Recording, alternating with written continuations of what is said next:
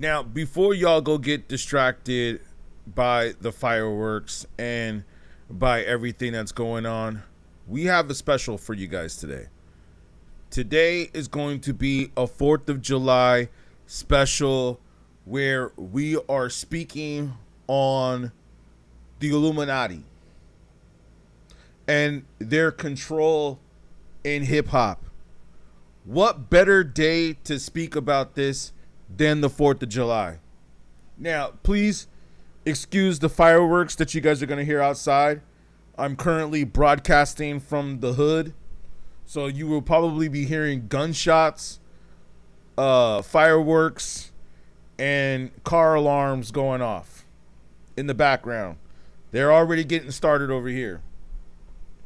So I thought that I would jump on a stream to discuss the independence of how hip hop has been destroyed from within. It has been destroyed from within.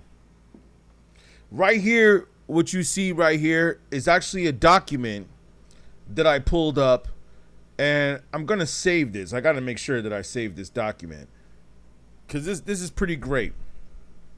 And if you can read, I know it's kind of hard to read, and it's actually pretty interesting because I went on the official websites to get these documents, and they were kind of hard to find. Whereas before, they were a little easier to find. You go to the FBI's website, they've all been expunged. They don't want this information out. They don't want this knowledge out. Okay, that the FBI, the government, the powers that be have been infiltrating rap music since its inception. But not only have they been infiltrating rap music, they've been doing it to our leaders before rap music even started, such as Malcolm X, such as Martin Luther King, Muhammad Ali. It goes on. Okay? We can even pull this up real quick before we get into this document. And I mean, I'll just read a little bit of this document real quick just so you guys get the idea of where I'm going with this. But if you see right here, in this part, in the top part right here, if you guys can kind of read that, where it says, or let me see if we can, yeah,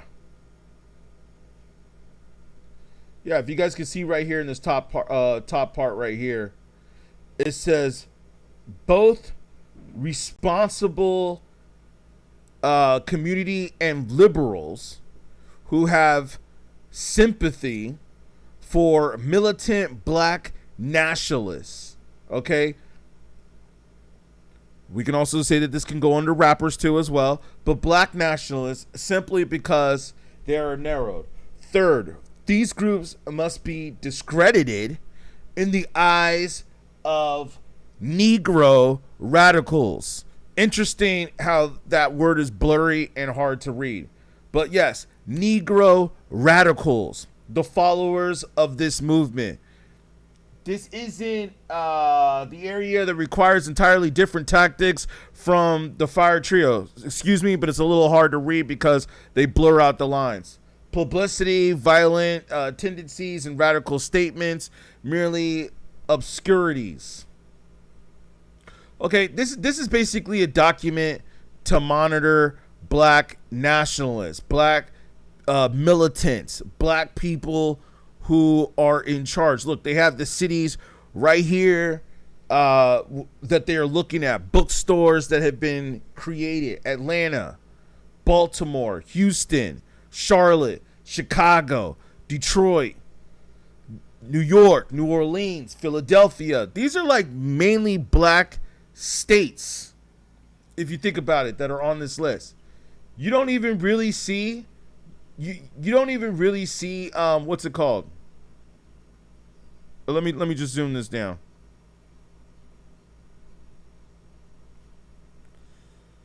Oh wow. Yo, see? I guess I can't talk about this type of stuff. Whoa. Yo, TikTok. Wow. TikTok just flagged the video. Oh, you know what? Hold on. I guess we're not allowed to speak about this on TikTok. I guess we're not allowed to speak about this on TikTok. Which is really interesting. Interesting, right? They don't want us to speak about this on TikTok, so we just got flagged and the live access just got removed on TikTok. Well, whatever.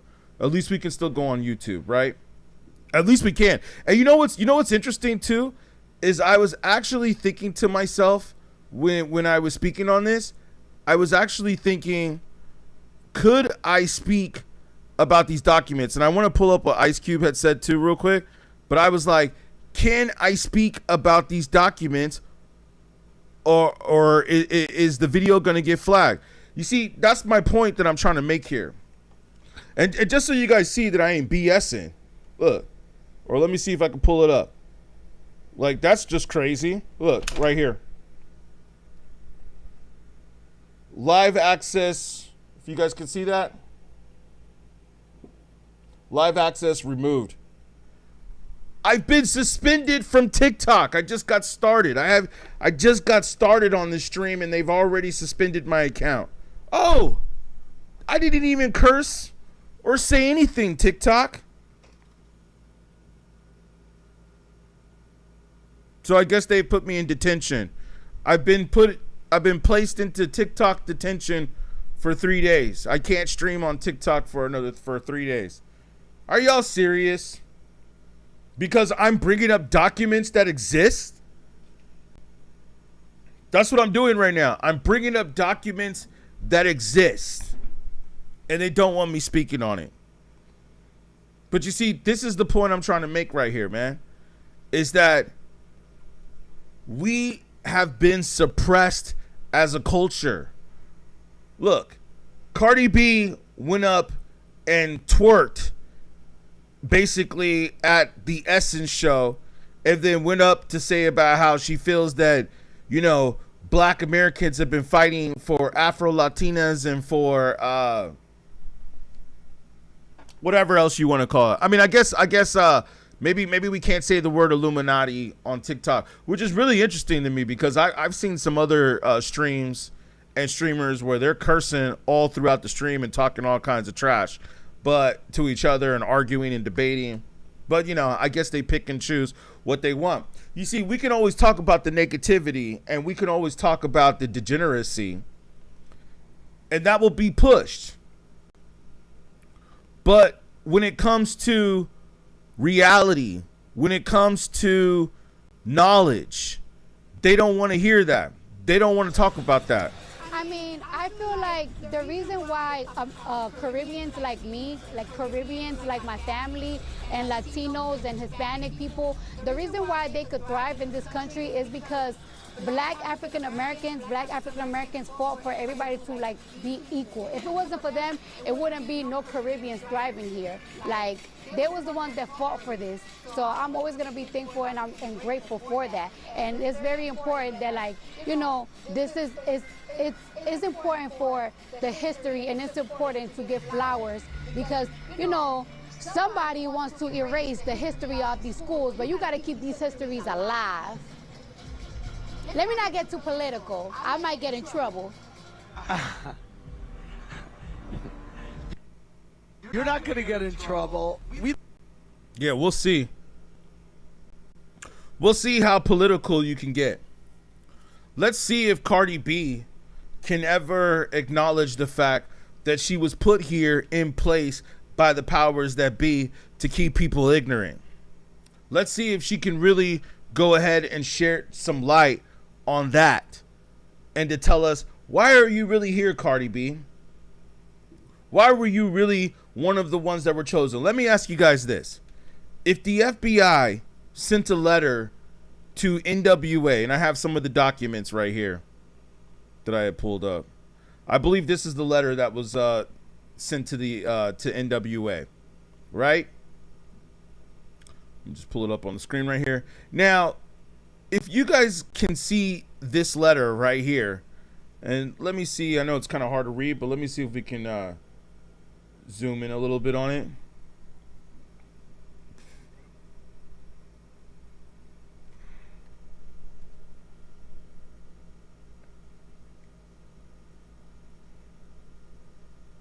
All right.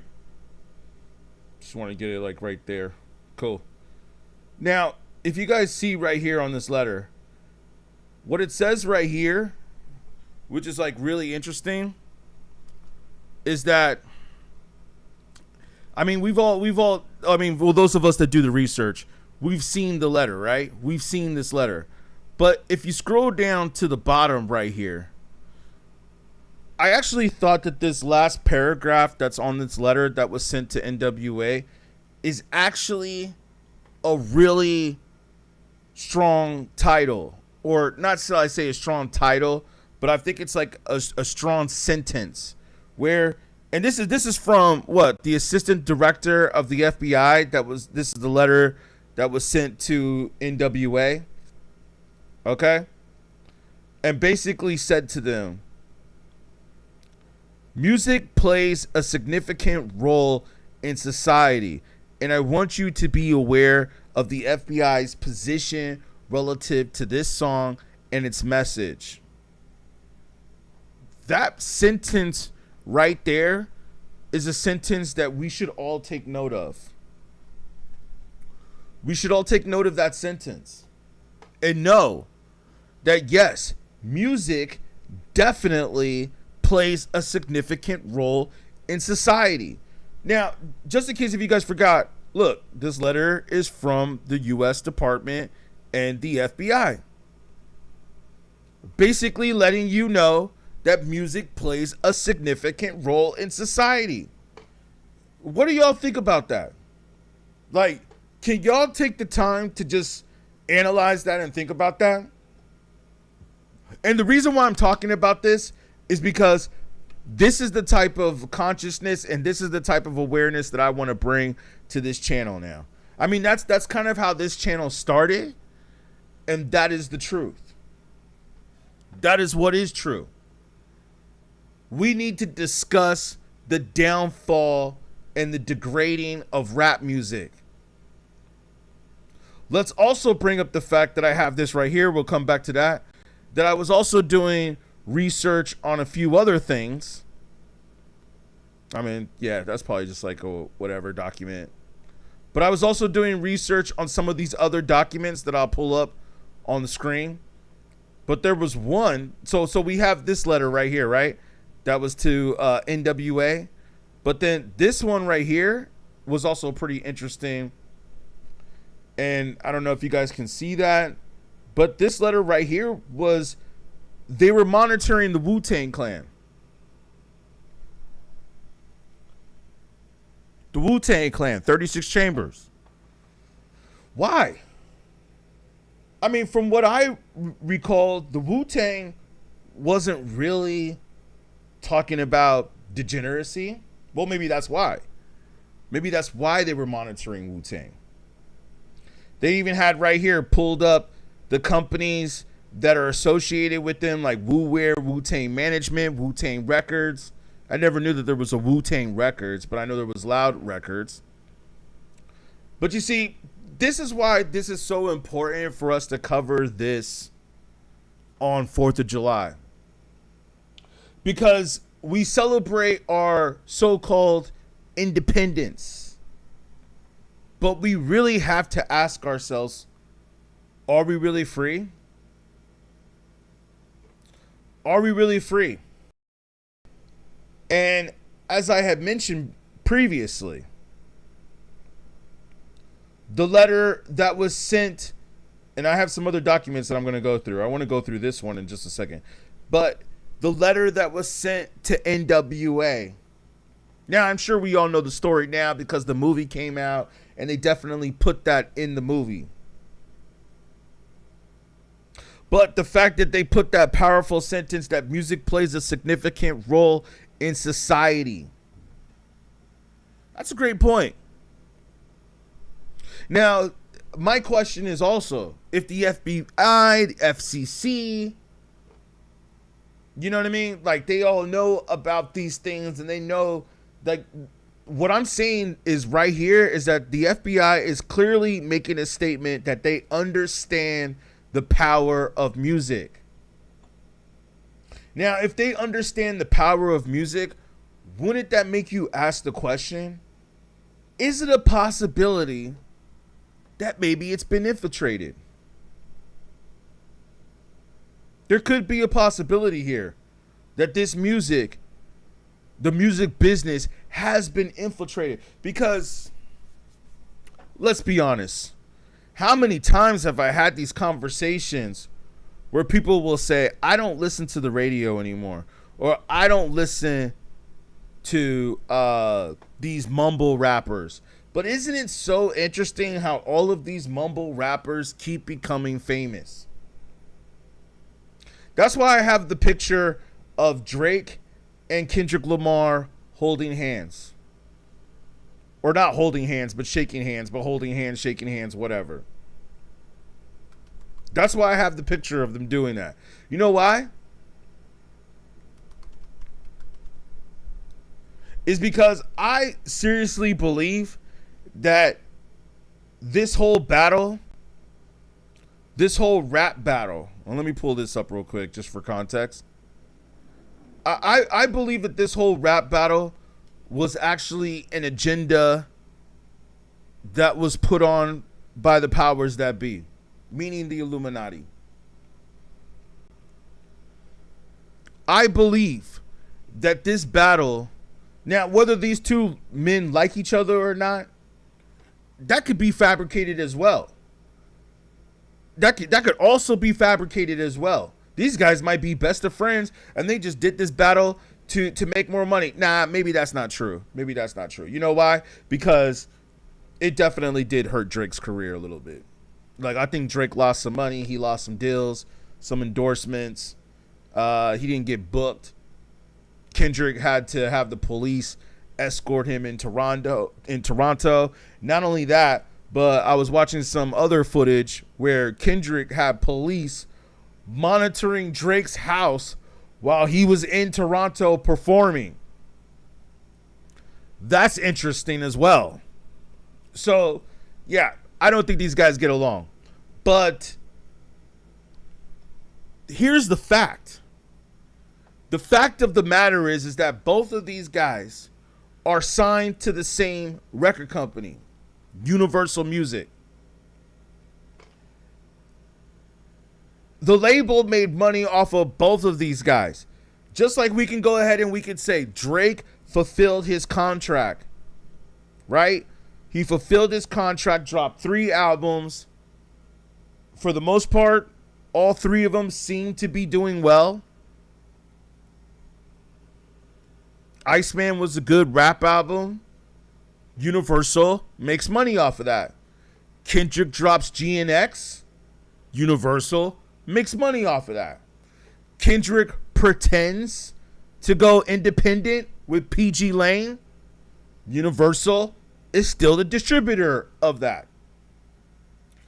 You guys like fall, not all you guys. I mean, you know, I should say the people that I see on Twitter. The people on Twitter fall for the traps all the time. Because we can see damn well that these guys are on the same level.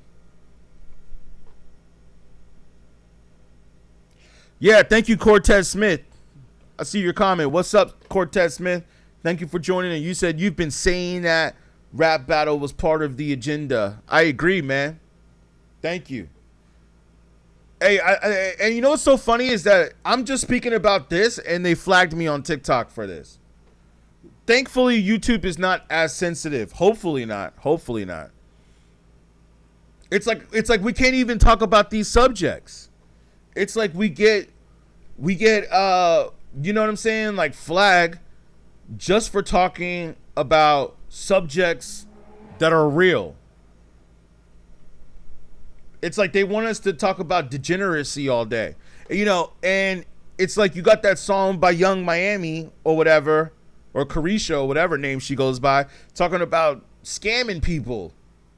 All my scamming niggas.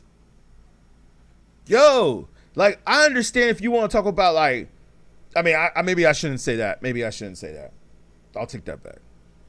But it's just like, Yo, man, I mean, hip hop has always been kind of violent, rated R adult music, right? But when it gets to the point of scamming, you see, that's just dumb. Because scamming means you're like trying to hide who you really are. That's some punk shit. You know what I mean? Like, that's interesting that we're trying to praise that. It's like, if you're going to do something to somebody, at least do it to their face. You see, that was the difference of hip hop back then.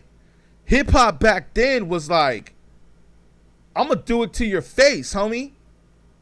Whereas now it's like, oh, am I scamming? And it's just like, yo. And then second of all, why is that song so popular? And then you're going to give this woman a standing ovation at the BET Awards? Come on, man. Get up out of here, man. Degeneracy being pushed by the powers that be. Shout out Cortez Smith. Hope you're having a good holiday. Hope y'all are having a good holiday that are watching. Thank you, man. Yeah, I know it's a holiday coming up. I just felt like, you know what, man, I had to jump on here and speak about the realness. But yes, I agree with you, man. I definitely feel that the Kendrick and Drake beef was definitely part of the agenda. Not only was it part of the agenda, but if we go back, right? If we go back and we do our research, what does this battle kind of remind you guys of? Like, what does it kind of remind you guys of, if I gotta say something, right? You know what it reminds me of? It reminds me of this. It reminds me of the Tupac and the Biggie battle. That's what it reminds me of. And these guys here, you know, we're already getting kind of flagged here. So maybe I shouldn't have Tupac throwing up the middle fingers. Let's do this image instead. Yeah, man. That's what it reminds me of. And look at what happened to these two guys. You know what I mean? Part of the agenda to sell more records. Let's not also forget that there was a time when Ice Cube had said that the people who controlled the prison systems, you know, because if, in case you didn't know, prison and jail, incarceration is a big business. There's a lot of people making a lot of money off of people being in prison. And unfortunately, believe it or not, I've been incarcerated. I've actually done time.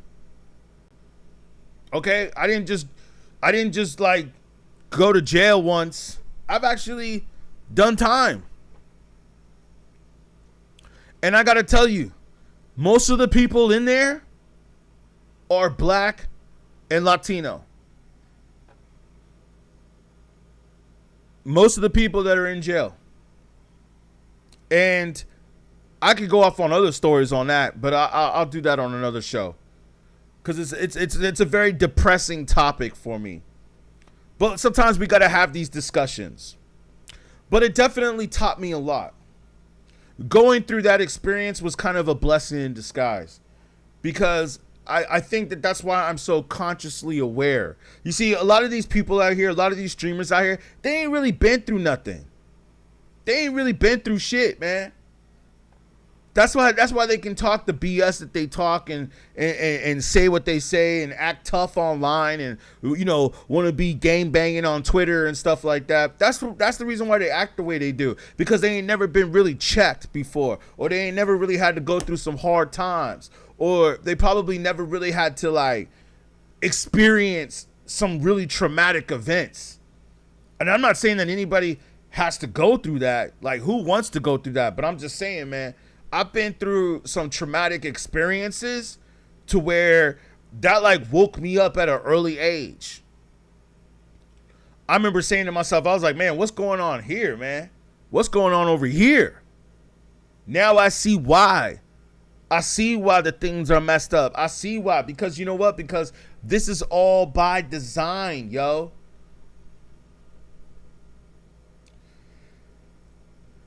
Yeah, Cortez Smith, you said they forced the songs on us. You say, I believe most rap beefs are scripted to sell records and to teach black men to not get along. Great point, man. Yeah, because that's a great point. Thank you for that comment, man. And yes, you're right. They force songs on us because look at all the trash rappers, especially all the trash mumble rappers. Look at where a lot of them are today, right? Like a lot of them aren't here anymore. Like they're here today, gone tomorrow, right? A lot of them, like Jack Harlow. You know what I'm saying? Like, why do they keep pushing Jack Harlow on us? Cardi B, shaking her, like Cardi B talking about people fighting for rights. You know what I'm saying? Cardi B talking about, oh, we need to fight for our rights, right? But then this is what happens. This is what happens once Cardi B says, we need to fight for our rights and fight for the rights of Afro-Latinas and fight for the rights of people and this and that. You know what I'm saying? And then all of a sudden, this happens where she goes on stage, and I don't know if I can play this or maybe I can play this. I mean, this was at the Essence Festival, right? She says, oh, we got to fight for our rights and fight for our freedom, and Afro-Latinas and black people have been fighting for equal rights forever. Come on, man. And look.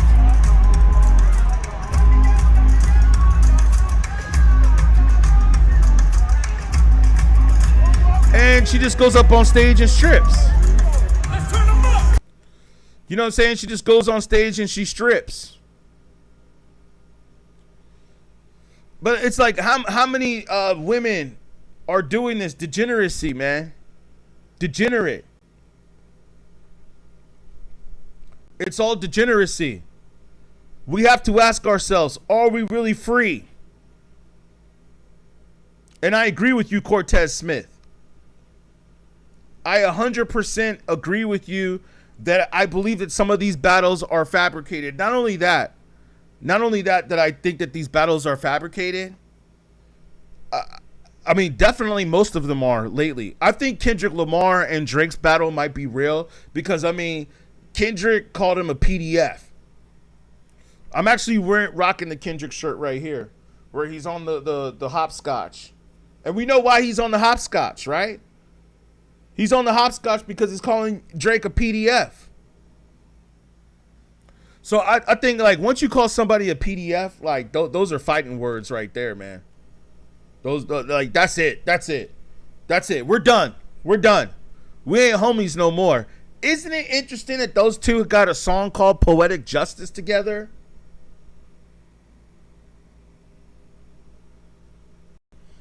I'm going to pull up one more of my documents. Yeah. Isn't it interesting that these two got a song called Poetic Justice together?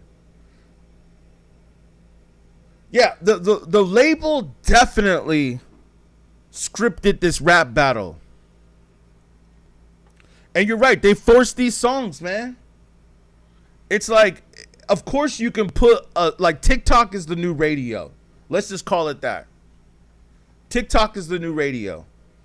I say to every rapper or to every producer that wants to get on, you see, that's not really my goal anymore. My goal when I was 19, 20 was to become the best producer in the world. Which I still believe I can do that, and I still believe I am. Kanye kind of did that. But yes, man. I think that, you know, if you're a producer or a rapper, you need to be on TikTok. That's the new radio station. But it's interesting how some of these songs go viral, supposedly, right? And my point is that I think that these record companies are paying TikTok to make certain songs go viral. They probably pay a few influencers who do their dances, who create the dance. The dance goes viral. The dance becomes a trend, and everybody starts doing the same dance to that song, right? And then all of a sudden, that song goes viral. People are doing the dance, and it's trending. And therefore, now this person is making more money. But if we take the time to listen to the lyrics, we will see. We will see where it ends up. Laban Tupa says, no, it isn't. The industry understands the trends of the world. What do you mean exactly? I'm not sure I understand exactly what that comment means. The industry understands the trends of the world? No, I don't think I agree with that statement. I think the industry creates trends, just like they did with the radios. You guys always had it easier, really. No, actually, I think it's easier today. Yo, I'm going to tell you right now, I know for a fact it's easier today because I was in the record industry back in the 90s. And in the 90s, in order to become famous, you had to have a record deal. And the record label execs would dictate who they wanted to get signed. You said that's an NPC. Yeah, of course. It's probably a troll. He doesn't know what he's talking about. It was much harder to become famous back in the days. I know that for a fact. Yo, sometimes I go back and I say to myself, I wish I was 20 years old again right now. I wish we had the internet. Yeah, thank you, Cortez Smith. The industry has proven that they can't create trends. Or you said the industry has proven that they create trends. Okay. I mean, I don't know. I don't know if the industry creates trends. I think like hip hop started as a trend in the neighborhoods of the Brooklyn and the Bronx in New York, right? Hip hop started off as a trend. The record companies weren't trying to sign hip hop. Yo, do you know how long MTV was like not playing black artists? For those of you that saw the Michael movie, I mean, that was a big point that they made in the Michael movie. It was that they said, okay, you're going to play Michael Jackson or I'm going to take everybody off of MTV. So I think the artists are the ones that created trends. And then the industry just falls in line. The industry is just going to put money to whatever is making money or whatever is getting attention. That's all it is, man. It's all about what's getting attention. Look at Soulja Boy. Soulja Boy is a perfect example, man. Soulja Boy was making noise on MySpace, and then he got a record deal. The person who signed Soulja Boy, the A&R who signed Soulja Boy, I believe said that he didn't even like Soulja Boy's music. He said, I don't like Soulja Boy's music, but it's creating a trend. And that's what and unfortunately, that's why it's called the music business. It's not really about who's making good music. It's more so about who's got the trending. Okay, let's see what's going on here. Whites are the first rappers. Did you know that? I don't do cracker talk. Okay, back in the day, you had to do a lot more work. You had to come outside. Exactly, man. You had to rock shows. You had to get booed off the stage. You know, you had to go through all that. There was no internet. You actually had to travel. You had to get in the car or get on a flight. You had to go to different states. I mean, you still kind of do today, too. But you had to do it much, much more. I would say that might be the game plan for today. Yeah, hip-hop was an organic trend. You said you're talking about the weird trends. Yeah, the weird trends, exactly. Like the guys being feminine. Thank you. Yes, like the NBA players painting their nails or the rappers that are wearing dresses. Yeah, man. Yeah, I completely agree. I completely agree, man. Yeah, I completely agree, man. Like they put these rappers in these dresses, right? Or they put them in these fashion shows, like how you got what is it, Lupe, or not Lupe? Well, Lupe was the other part we were talking about, but like how you got A$AP Rocky. That's the one I wanted to talk about. A$AP Rocky. You got A$AP Rocky wearing a dress, painting his nails. Drake was painting his nails at one point. That's just where I was like, oh man, like what is Drake doing? Notice how when the battle happened, like do y'all remember when Drake was painting his nails? Speaking of which, and then when Kendrick Lamar came in with the euphoria, like I hate the way you dress, I hate the way you walk, the way you talk, I hate the way you dress. Drake stopped painting his nails real quick. He stopped painting his nails real quick once that beef started happening. Like Drake was just like, he was just like an industry puppet, like just getting used and abused by the industry. He was probably getting paid to put out that agenda. He probably was, man. He was getting paid to push the agenda, right? And then as soon as the beef happened, man, as soon as the battle happened, what happened, man? Drake stopped painting his nails real quick. You didn't see no more Instagram poses in the mirror doing duck face selfies or painted fingernails because he knew it was on. It was time. It's time to man up. You see, and that's part of hip-hop culture. You're right about that, Cortez. Hip-hop culture is not about being feminine. Not even for the women in a way. Like, it's not... Like, we let some female rappers in. We were like, okay, yeah, Queen Latifah, MC Lyte, Lauryn Hill. Okay, yeah, we'll let you guys in. But then here came Lil' Kim.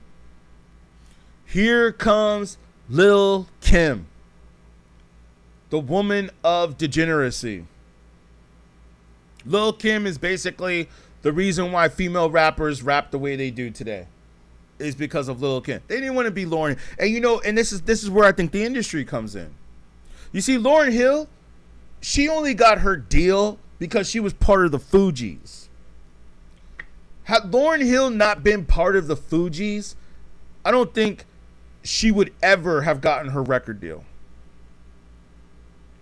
I don't think she'd ever get a record deal, man. I think it was just because she was down with Wyclef and she was part of the Fugees. I think, and that's the reason why she probably only dropped one album. That's probably exactly the reason why she only dropped one album. But then here comes Lil' Kim, who was also down with Biggie. But Lil' Kim talking about all the stuff that these female rappers are talking about today. It's just like, it's interesting if you really think about it, how we have so many female rappers who rap about the same shit. They all rap about the same shit, man. So you really have to ask yourselves, yo, what is up with this degeneracy? Let's play Q talking about the letter that he got from the FBI real quick. Be right back with you guys. Thank you for the comments though coming in though, man, too. I appreciate you guys, man. Hold on. Let me take it off while we got there. And we're going to go through some of these documents too. I'm going to go through some of these documents because, you know, right after I play this, a little clip of this Ice Cube clip. It's like we're not making shit up. We'll go to the FBI. Go down, you know. I've seen guys tell cops, you know what I mean, take off that gun, take off that badge, and we can knuckle it up in the streets and do it like men. And so, you know, we knew that sentiment was out there where people was really like, yo, if you're gonna act like a thug, you know what I'm saying, let's thug it out. You know what I'm saying? Or you're gonna act like an officer, then we'll respect your authority. See what I mean? Yeah. So it was a lot of cops that we respected that came through and they would treat us like, you know, real humans, you know, not like, you know, suspects. You know what I mean? You don't want anybody come through just treating you like a suspect. You ain't out here doing nothing. These dudes, so we knew some dudes that would come through and talk to us, tell us, y'all need to watch out, be careful, you know what I'm saying? And, do anybody know something that happened around the corner and all these little stuff? And we like, nah. But they was respectful, and we respected their authority. Then there was others that would come through, look at you crazy, harass you, We was kids on the bikes. So one day they came, we like 8, 9 years old, man. We on our bikes, got our bikes laid down. We made a ramp. We all kicking on the grass, resting, looking at our bikes like they're fucking motorcycles and shit. Like, and man. If you live in San Diego, you've probably heard of people going over to Mexico to get their dental implants done. But you should know that what you save up front may actually cost you a lot more later on. You do not know where these doctors are trained. Man, sheriffs hit the corner, came all up on the grass, and like get against the car, all that, bullshit. And we kids. They know we kids sitting on the bikes, man. What you think we did? You know what I'm saying? Like rode on somebody's grass. I mean, what you think we out here doing? Yeah. Yeah. So, what was it like when the album came out? Like interacting with cops? Most of them was cool, actually. Most of them said they listened to the song. In the movie, we get ran out of Detroit. Like they ran us off stage because we sung the song. A lot of undercover police, throwing M80s and shit on the stage. Really? Yeah. So we thought they were shooting at us. So we run off. They catch us. They round us up, and they like thought you was gonna come to Detroit, right? Talking that fuck the police shit, and can't come through Detroit talking that. You should run y'all to jail. We should lock y'all up, and blah blah blah. And we like listening, and he said, but if y'all got a couple pictures, y'all got a couple 8x10s, y'all signing for my daughter, we ain't gonna have no problems. So, we was pissed, but we was like, man, Easy was like, get them t-shirts, get them everything they need. Come on. And so, we signed the shit, reluctantly. But the concert's over. Yeah, they turned the concert out. Yeah. I mean, they ran us off stage after 3 songs. And they got pictures. And then they got pictures and they got autographs for their daughters and they let us go. They just said you can't come to Detroit with that bullshit. Wow. So it was only Detroit? That was the only place that fucked Cincinnati, they ran us off. Really? Man, they would like, man, we would tell the audience. You know what these motherfuckers told the audience? You know what these motherfuckers told us backstage? They said we couldn't say fuck, we couldn't say shit, we couldn't say this. So we would do our shows. Sometimes they would just let us go. And then sometimes you would, like after the show, you'd have to look and see the look in, like the security in everybody's face, and you knew, okay, they own us. So, yeah, man. I mean, let me go back to. I want to like cover a lot of topics, man. Like I can get like really deep on this subject, but I know it's the holiday. People want to go out and party and stuff like that. So we might keep this one a little brief and do a continuation of this later on.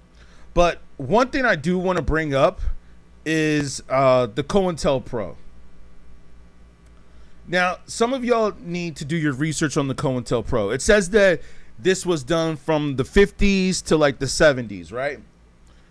A program that was done by the FBI, a counterintelligence program, which is basically to monitor black leaders, black activists, and people that were teaching militant ideas against authority. Now, let me ask y'all a question. Do y'all really believe that they stopped doing this? Do y'all really believe that they stopped doing this? And keep in mind, it stopped allegedly in 71, just 2 years before the birth of hip-hop. So you don't think that possibly after hip-hop that they might have went back and restarted this program? And y'all can look this up, man. This is right here on Wikipedia. Just Google right now. Search COINTELPRO on Google right now. You can find this document. I'm looking it up right now on Google. That's why I'm so surprised that TikTok flagged my stream. Oh, but you're going to put Young Miami talking about scamming niggas on TikTok? Like, that's going to be the #1 trending song? All my scamming niggas, where you at? That's going to be trending? But me talking about how the FBI infiltrated black leaders gets banned? Interesting, yo. Interesting. That's what I'm trying to tell y'all, man. That's why I have this on my wall. That's why I have this shrine on my wall next to my plaques. I got some more over there, but I got, one day I'm gonna take the time to put up all of my achievements on the wall. I'm gonna show y'all. I'm gonna do a video on that behind the scenes for all the members. Shout out to the members. But yeah, man, it's obvious that they want to push degeneracy. It's obvious that they want to push dumbness. And by the way, speaking of Ice Cube, did y'all see the Ice Cube interview with Bill Maher? Maybe I'll play a clip for it where he talks about how the prison systems own or also control the record industry. Cortez Smith, yeah, they were just getting started in 1971. I completely agree with that, man. They say allegedly on this document that they had stopped it. Let's just read it real quick. The counterintelligence program, aka otherwise known as COINTELPRO, was a series of covert and illegal projects conducted between allegedly the 50s and the 70s. Okay? By the United States Federal Bureau of Investigation, otherwise FBI, aimed at surveilling, infiltrating, discrediting. Listen to this, man. Listen up to these words. Aimed at surveilling, infiltrating, discrediting, and disrupting American political parties and organizations that the FBI perceived as subversive.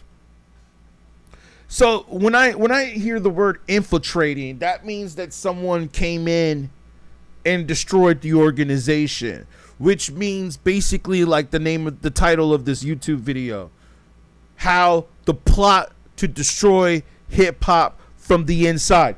Who knows if some of these dudes who work in the record industry, who are like these big time music execs, like let me see right here, like who knows if some of these music execs, and let me pull it up right here, I'll give you an idea of who I'm talking about. Who knows if some of these music execs might be working for the FBI, might be one of them. Like who knows? And I'll show you. Let me pull up. I'm gonna pull it up on this screen. Like this guy right here. Y'all know who this is?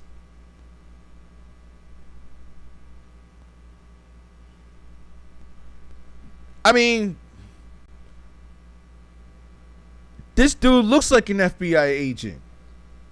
Like if I had to imagine what an FBI agent looked like, I would say that he would probably look like this guy. You know? Wearing sunglasses and the hat. Like how to really not be recognized. Like I don't look at this right here, man. It's just like I don't want to be recognized. I don't want you to know who I am at all. I'm just watching from behind the scenes. Yo, this man is responsible for Tupac, Dr. Dre, Eminem. That's just the hip hop side. Let's not talk about the rock side. Limp Bizkit, No Doubt. Did I say Dr. Dre? Yeah. Yo, man, this dude looks like an agent. I'm sure he's cool though. And he was asked the question by Sway. You know, Sway's a good journalist. Shout out Sway. Cortez says I could easily believe you say that. And I'm glad you think that, man. I'm thinking that right now, man. I just started thinking that right now. I never really thought about it before until now. But now I'm like, huh. And then especially the way he answered the question by Sway, it sounded like a politician question or politician answer. Like an answer that a politician would give. He was like, Sway asked him, so, you know, when Dre and Snoop and Tupac and everybody was making all this, you know, music that was like about violence and even darker than that in some ways, you know what I'm saying? And like what it was talking about against women, this and that. He said, did y'all ever step in, or somebody there or some executive step in and say, hey, you know what? Maybe that's enough, guys. And I think I see where Sway was going with this, but maybe he didn't really want to ask the full question, like, hey, man, you're a white, powerful man that was putting all this money into this. Why were you allowing them to preach these degenerate messages? And you know what he said? His answer was, well, hey, if that's their truth, then that's their truth. I said, man, what a political answer. What a political answer. He said, if that's their truth, then that's their truth. And who am I to tell them, no, you probably were looking at the bank account and said, yeah, give me more, give me more. But the other part about that is like, you knew what they were talking about. And the flip side to that coin could be, what if this dude was really just part of the powers that be and part of the Illuminati? Well, obviously he's you know, clearly he's part of what's it called, of the Illuminati. I mean, clearly he's part of that. Let me see if I can find ooh, man, I hope I can find this one video. You know, it's so interesting how I remember watching a lot of these videos or looking up some of these documents, and then as I search for them now on the internet, it seems like they get harder and harder to find. That's another thing, man. It's like it gets harder to find. Who's the one dude from Bone Thugs? I forgot his name. Which one was it? Was it Crazy Bone? One of them was talking about the secret meeting where the guys who ran the record industry, and there was only a few of them really, right? And he basically said that they had this meeting, how they were going to destroy hip hop, or they were going to talk about, they were going to push for rappers that were in gangs, rappers that were about violence, you know what I'm saying? All those types of rappers. See? They make it harder though. Let me see. Bone Thugs. How do you spell Crazy Bone? How did he spell it? Was it with a E or a Z or a Y? Wait. Bone Thugs. Yeah, I mean, he explained it pretty well. But here, let me play this while I look for it. The Young Thug, where they took Young Thug's lyrics and used it against him. Expected. It's like something I've never seen. The judge just put the whole thing on pause, all because of a meeting that Young Thug's lawyer, Brian Steele, says was not right, improper. Did somebody tell you? I'm not. You should have told me. You don't get to extort the court. That's what you're attempting to do at this point in time. Did you tell Attorney Steele about this meeting? No. This woman was in that meeting, Lil Woody's attorney. We got the receipts, the transcripts, and she's telling the Shade Room what happened and how it could have just set this case on fire. It just kind of all happened so fast. I'm Justin Carter. This is TSR Investigates. Damn, that was pretty gay. All right. Yeah, man. See, these people ain't really talking about shit. But you see, I could even bring this into an example because this is kind of important. The whole Young Thug. All because you know what I'm saying? The whole Young Thug trial, right? Isn't it interesting how Law and Crime, right? They aired the Young Thug trial, which was just like kind of an ignorant trial, right? And there's a lot of other trials that I think they should have aired. I mean, they're not going to air all trials, but it's like, yo, man, they didn't air the Diddy trial. Isn't that interesting? Like, I don't think that this Crime or whatever this YouTube channel is, or there's another one too, who does like the Law TV and stuff like that.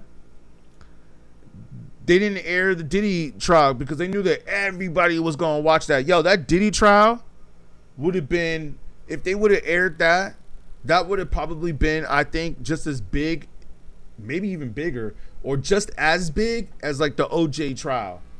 And maybe if they did an Epstein trial. If they did that trial, if they would have aired the Diddy trial, yo, you know damn well everybody would have been watching that trial. And that's why they didn't air it. Because they knew that there was going to be too much information in that trial. There was going to be too much information. And what did they do? They showed us what they chose to show us. They didn't show us everything that happened in that trial because they knew that it was going to influence the minds. Crazy Bone, thank you. Let me see if I can find this. He talked about it on his podcast. Yeah, let me find it. The secret meeting. I remember. I mean, that should just pop right up, man. Like, see what I'm saying? Like, the powers that be are making it harder to find. Let me see. Thank you for the spelling, though. I appreciate it. I knew it was like kind of crazy. All right, let's see if we can find it. I think I may have it right here. Yeah, thank you for telling me on that. Yeah, I think this is it, but this is the podcast or the YouTube. Starting a business? Yeah. Put it in the right hands with LegalZoom. Skip this ad in just a second. Because the last... Appreciate it. Let the truth talk to him. Let the truth talk. Is that his podcast, Truth Talks? Let the truth talk to him. Let the truth talk to him. Let the truth talk to him. Let the truth. Damn, I don't like that, though. They don't let you fast forward it or nothing. Maybe that's on his site. Let's see. Let me go to the YouTube. Yeah, man. I mean, shout out to Bone Thugs, too, man. I met them a couple times. Like, Lazy Bone is pretty cool. About to reveal to you this evening. Oh, that's real, man.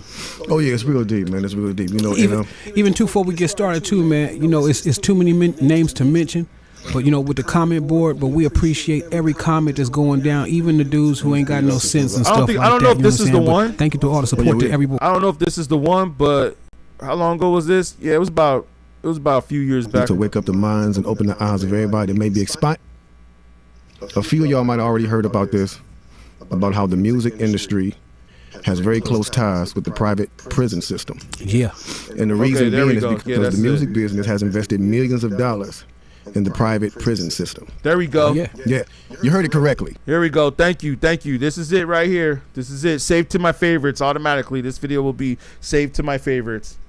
Again, the music business and the entertainment business in general, meaning people who control the media, the music industry, and also publication, private prisons, magazines, all that. Somebody sent me an article. Charlemagne, like 6 or 7 years ago. Academics. And I read this article, bro, and I was like absolutely shocked, very shocked. Talk to us. In fact, I want to read this letter. This article, but it's actually a letter that was written by somebody that was a decision maker at a major label. Shot caller. And he said, you know, he was invited to a very special meeting about the future of hip. Jimmy Iovine? I think that was either Jimmy Iovine or, you know, one of the others who everybody was talking about, you know what I mean? Pop back in. I don't know how many names I can really say, you know, but, you know, y'all gonna have to learn how to read between the lines. 1991. Okay. So here's what he said. This is how the events went down at the meeting. Break it down, man. You gotta just ride with me, okay? Because I'm reading this. This is real. Hold on, wait. Let me try to. Way out article too, man. You know what I'm saying? When you told me on. The secret meeting that changed rap music and destroyed a generation. Damn. So it says, hello. After more than 20 years, I finally decided to tell the world what I witnessed in 1991, which I believe was one of the biggest turning points in popular music and ultimately American society.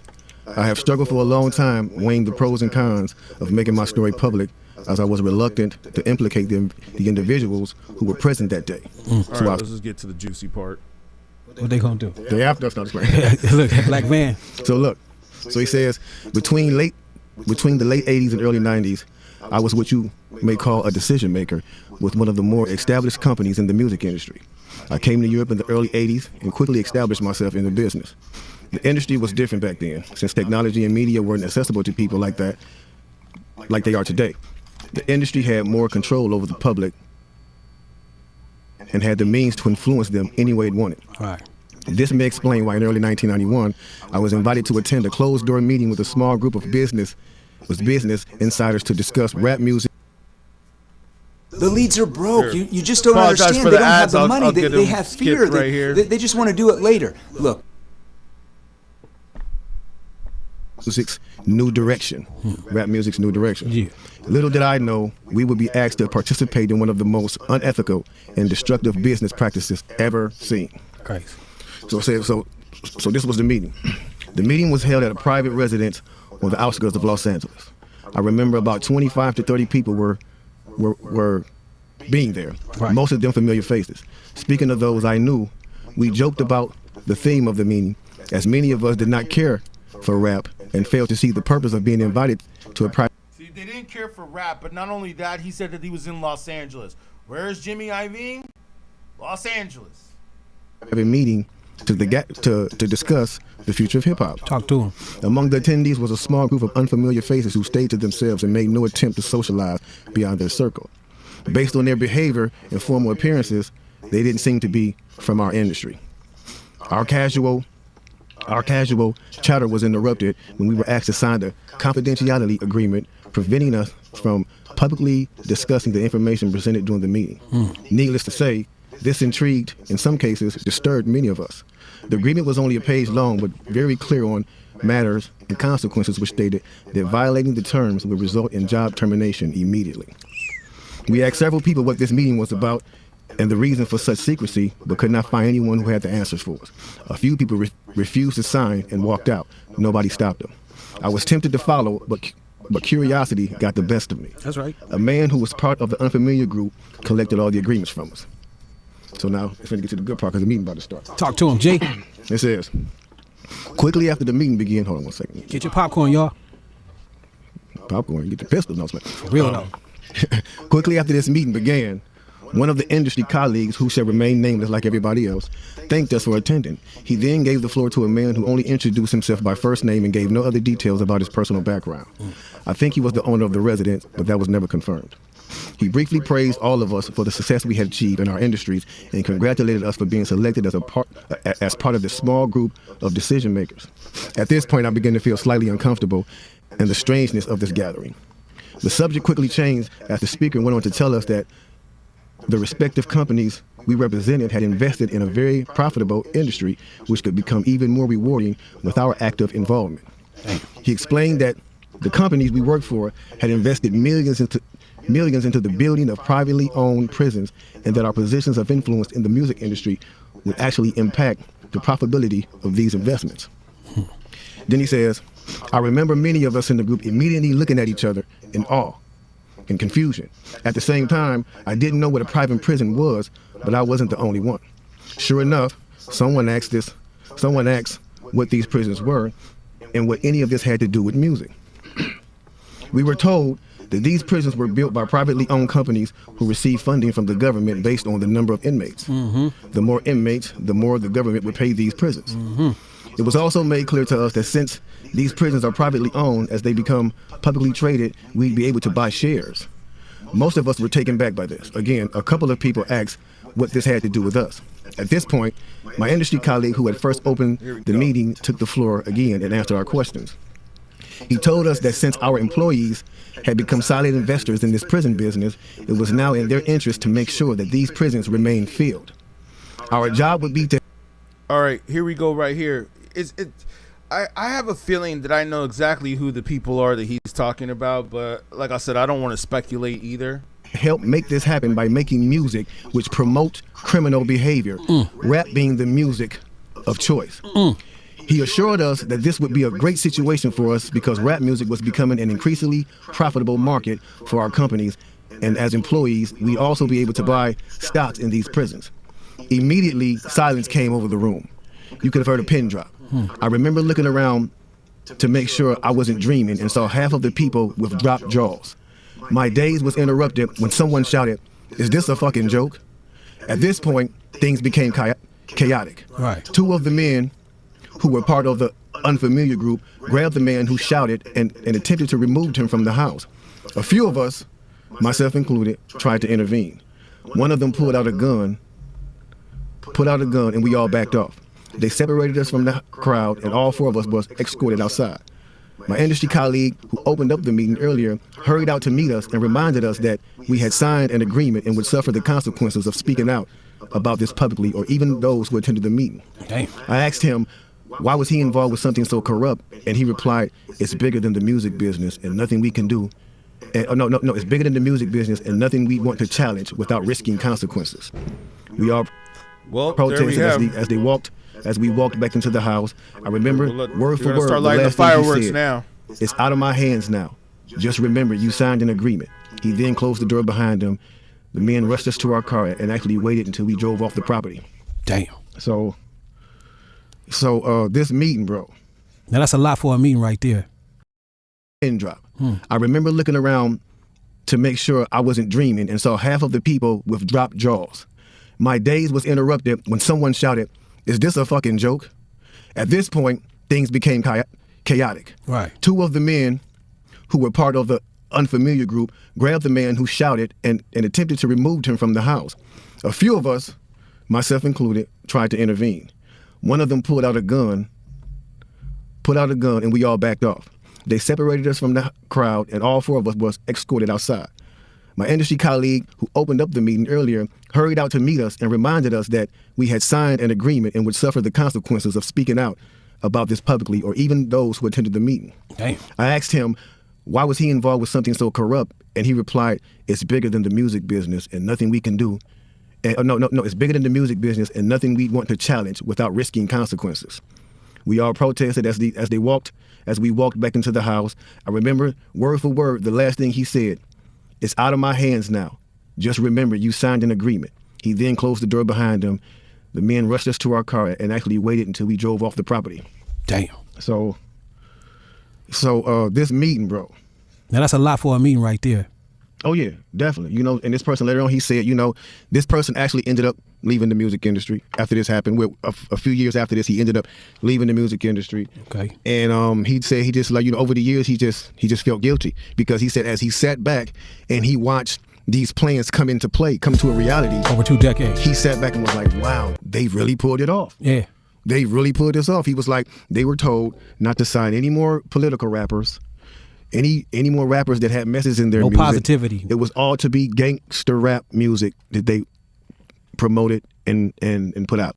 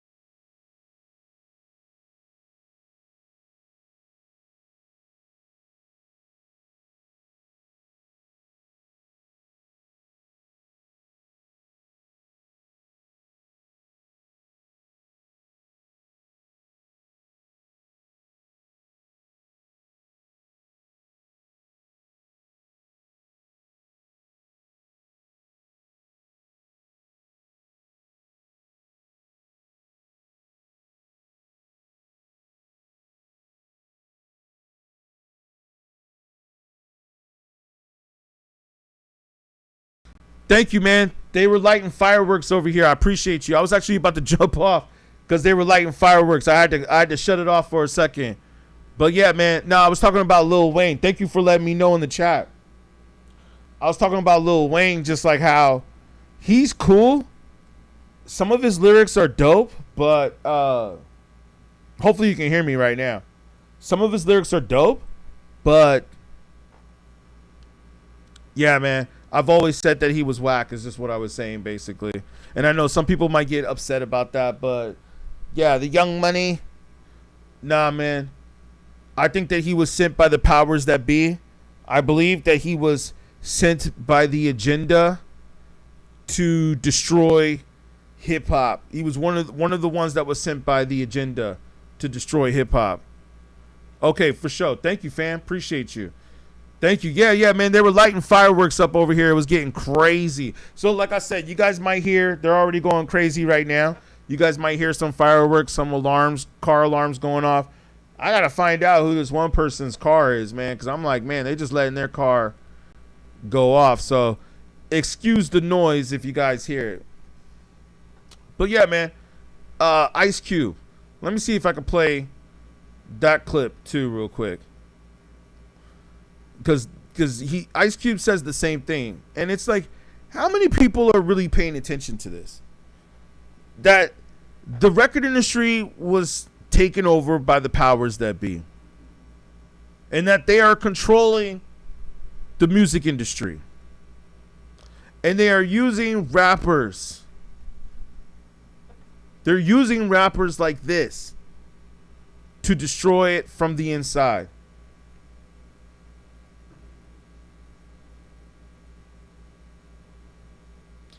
You said the stuff he raps about is whack, but the wordplay was creative. I believe he is an agent. Yeah, man. I agree with you completely on that point, too. The wordplay is what tricked people into liking him. Yeah, that's a good point. That's a good point. Yeah, man. Weezy, he had some cool, like, wordplays and some cool little rhyme schemes here and there. But overall, like, you know, and you could tell that, like, he possibly cared a little bit more as he got older. So that's one thing I can give him credit on, is that it sounds like as he got older, he started caring more. But yeah, man, I mean, I'm glad that you brought up the point about he could be an agent, because yeah, man, when we go back to the definition or the Wikipedia page of the COINTELPRO, it says right here, all right, that basically there were groups that were surveilling, and right here, if you guys can see that, infiltrating, discrediting, and disrupting American political parties and organizations that the FBI perceived as subversive. So if you got people, and this is the key word right here, infiltrating. If you got people infiltrating, how are we going to not say that that couldn't possibly be happening in hip hop? It could possibly be happening currently in hip hop. Like, what if some of these rappers, like, I've thought of this before. What if some of these rappers, like Sexy Red, what if she's really just an agent? Like, she's like really like a smart girl, and she went to Harvard and like got her degree at Harvard and all this and that, and she's just pretending and cosplaying to be like this ghetto ratchet chick from the Midwest. Because where she claimed, like, yeah, St. Louis, something like that. So she from the Midwest, ghetto chick, got these tattoos. But like, I'm just saying, like, hypothetically speaking, what if she's like just this agent that's been infiltrated? Because isn't this what they used to do with the Black Panther Party? They would send black people who were really undercover FBI agents and send them to want to go join the Black Panthers and infiltrate the system from within. Right. You said Sexy Red is definitely an agent. Yeah, I agree, man. Like, yo, what if? You know what I'm saying? What if, man? Because it seems like it's too much. it's too much that these rappers have to be aware of what they're doing. I mean, I remember I saw this one video. Let me see. I could probably, it's probably better I just pull it up for context. Let's see if we can find it. There's a video, I believe, where she was like rapping and twerking in a prison. And I said, yo, man. Yo, she's got to be an agent. She's got to be an agent. You know, like, there's no way that she could be that dumb. And the fact that she got famous like that, I mean, she got a dude with his face in her butt. Like, she's just so ratchet and so ghetto. See, yeah, they're making it hard to find. She just come right up. But I remember that there was this video. I'm trying to see if I can find it, where she's rapping in a prison, twerking. Whew. Pretty ghetto, man. Pretty ghetto. And not just ghetto. Like, that's like beyond ghetto. It's like just degenerate.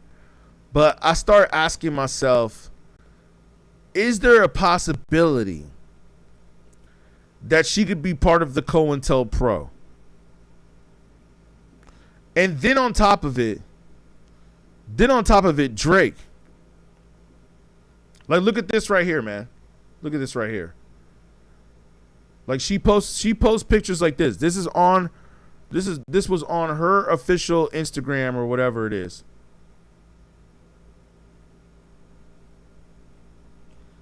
Like, you're gonna post y'all being on house arrest, laying in bed with your man on house arrest.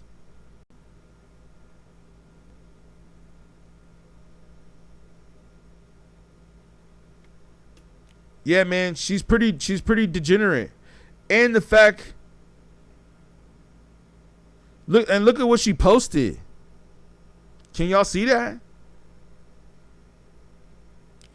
And this is the message that gets portrayed. Like, this is what's trending on the TikTok. But yet they want to flag my video. But then they're going to allow this to trend, right? But then they're going to flag my video. Interesting, right? So you're going to tell me that can't be possibly part of the COINTELPRO?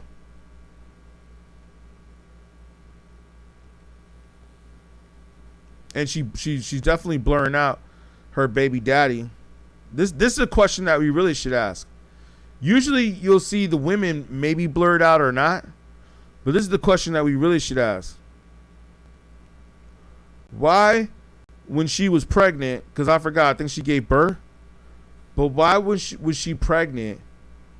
Why did she blur out her baby daddy? Like, there could only be two reasons why her baby daddy is blurred out.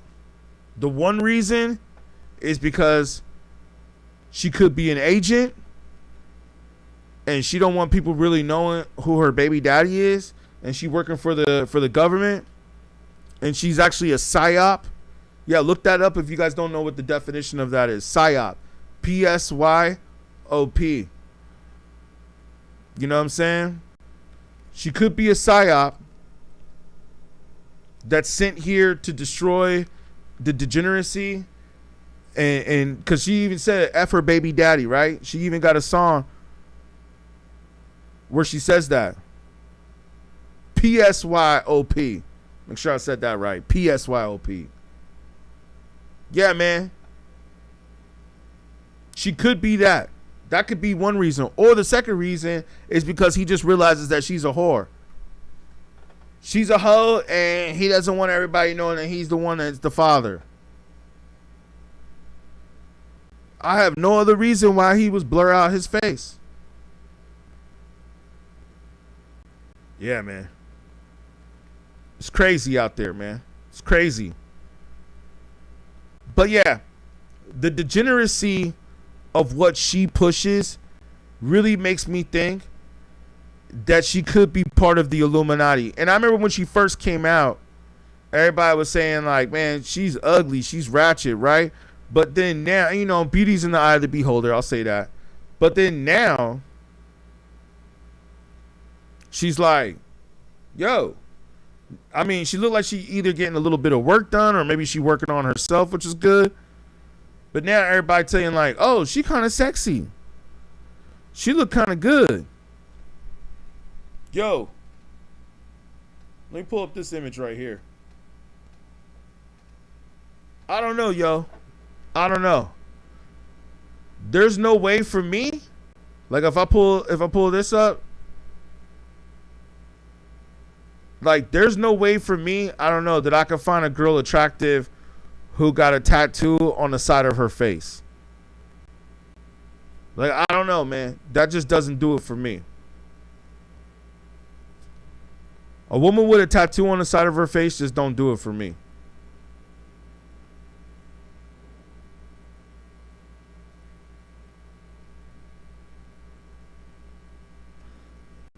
Yeah, all the new female rappers are agents. Megan, Lotto, Cardi B.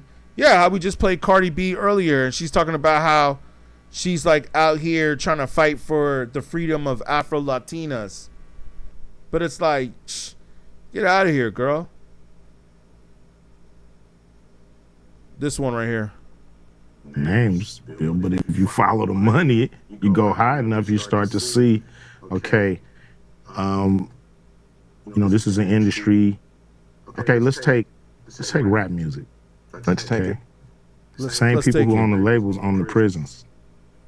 So literally the same people? Literally the same people. Rewind that. Names, It's like but if you follow the it's money, like that one Jamaican. Rewind that. you go high enough, you start to see, okay, you know, this is an industry. Okay, let's take rap music. Let's take it. Same people who own the labels own the prisons. So literally the same people? Literally the same people who own the labels own private prisons. So you know, it seems really kind of suspicious, if you want to say that word, that, you know, the records that come out are really geared to push people towards that prison industry. But they didn't make you write those lyrics. It's not about making somebody write the lyrics. It's about being there as guardrails to make sure certain songs make it through and certain songs don't. That's the part I'm trying to talk about. Flavors are exposed on the record. You know, some records are made by committee, meaning record company guys sit around and tell the artists, this is hot, say that, do this. You're gonna have this guy write the lyrics. You're gonna have that. So the narrative is really kind of, you know, structured and really. Yo, it's almost sad that this clip right here, and this is on Bill Maher's official page. I just looked at it right now, I think.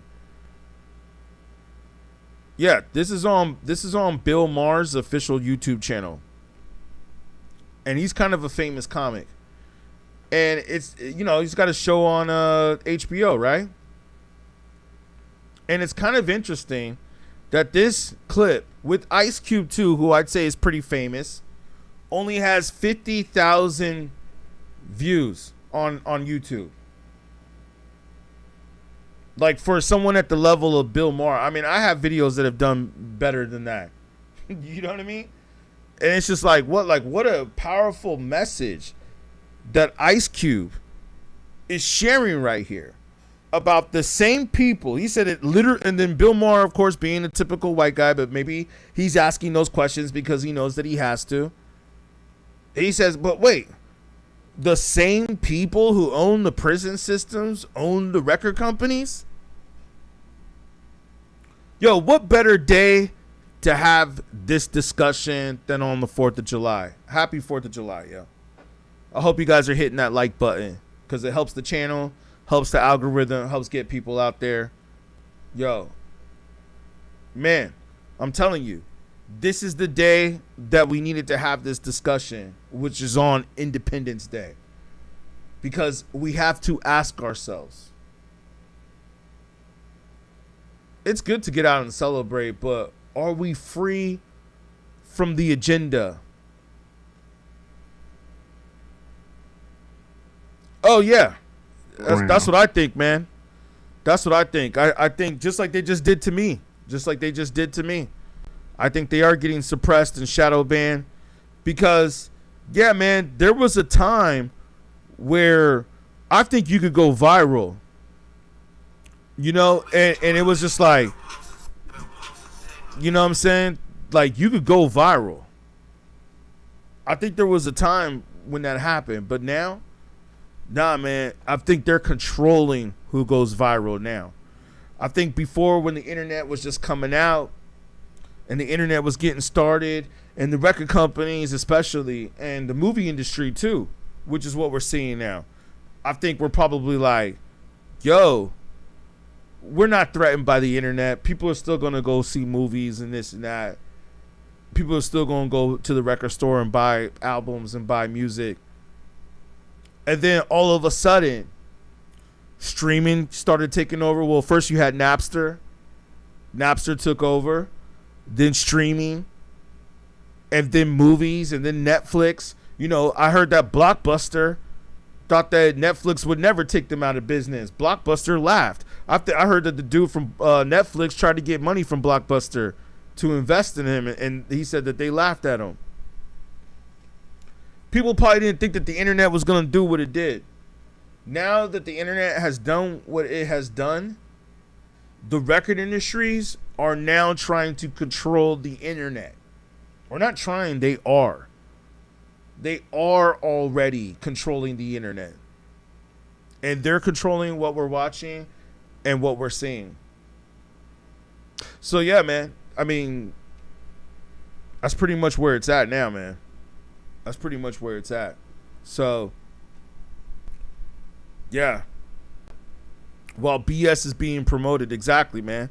The bullshit is being promoted now. That is what's happening.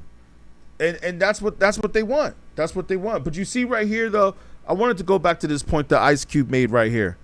This was a great point that he made, man. Where he said they make sure, and they were definitely making sure, like, and that explains so much to me now. Where it's like he's saying they wanted to make sure that certain music made it through the funnels and certain music did not. So what does that tell you right there, man? It tells you obviously that, like Crazy Bone was saying, they didn't want to sign no more political rappers. They did it previously because it was cool. It was a cool thing to do because hip-hop was still brand new. Hip-hop was young. It was like, okay, we got a little bit of a balance here. We got political rappers, but we also got gangster rappers. But that's all good. There's a balance. But then what happened was that it just started to get too gangster. Too gangster. Too much about thugging. Tupac changed. Tupac starts beefing with Biggie. And then this beef happens. But yeah, the earlier beef. Tupac and Biggie start beefing. Now they see, oh, we can really make some money off of this, man. Not only that, but like you're right. Maybe now we can push an agenda. We can push the agenda now.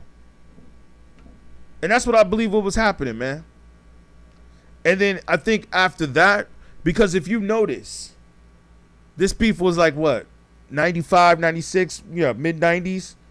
After this beef had happened, then it was just like all like hip-hop, rap music was just all downhill after that. It was just pretty much all downhill after that.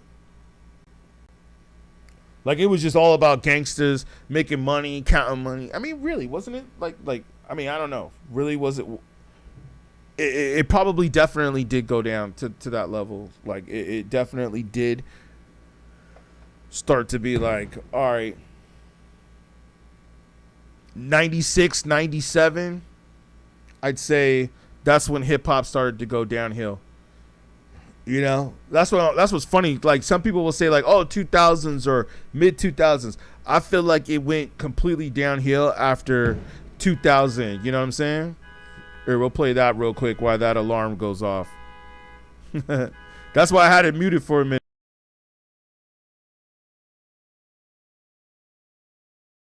Oh,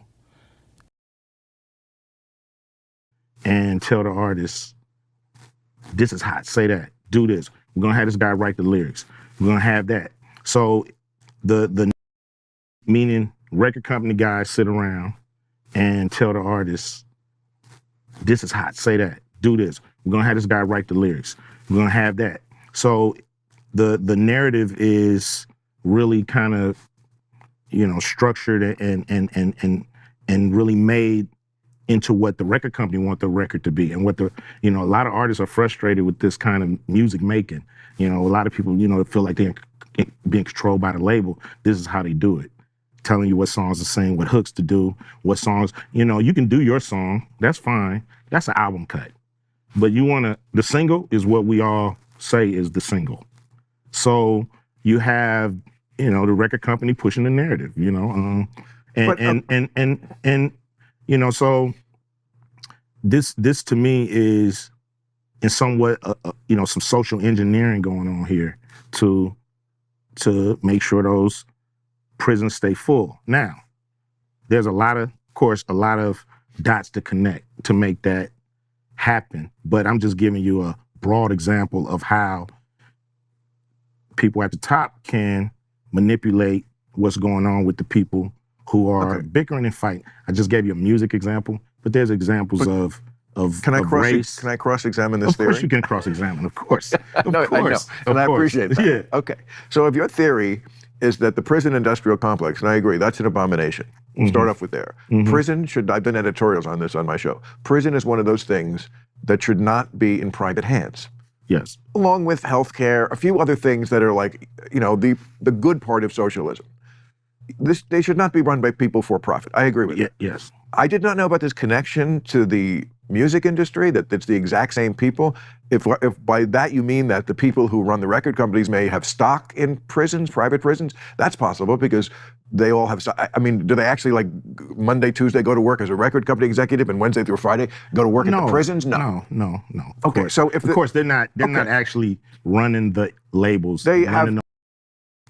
So you have, you know, the record company pushing the narrative, you know, and you know, so this to me is in somewhat, you know, some social engineering going on here to make sure those prisons stay full. Now, there's of course, a lot of dots to connect to make that happen, but I'm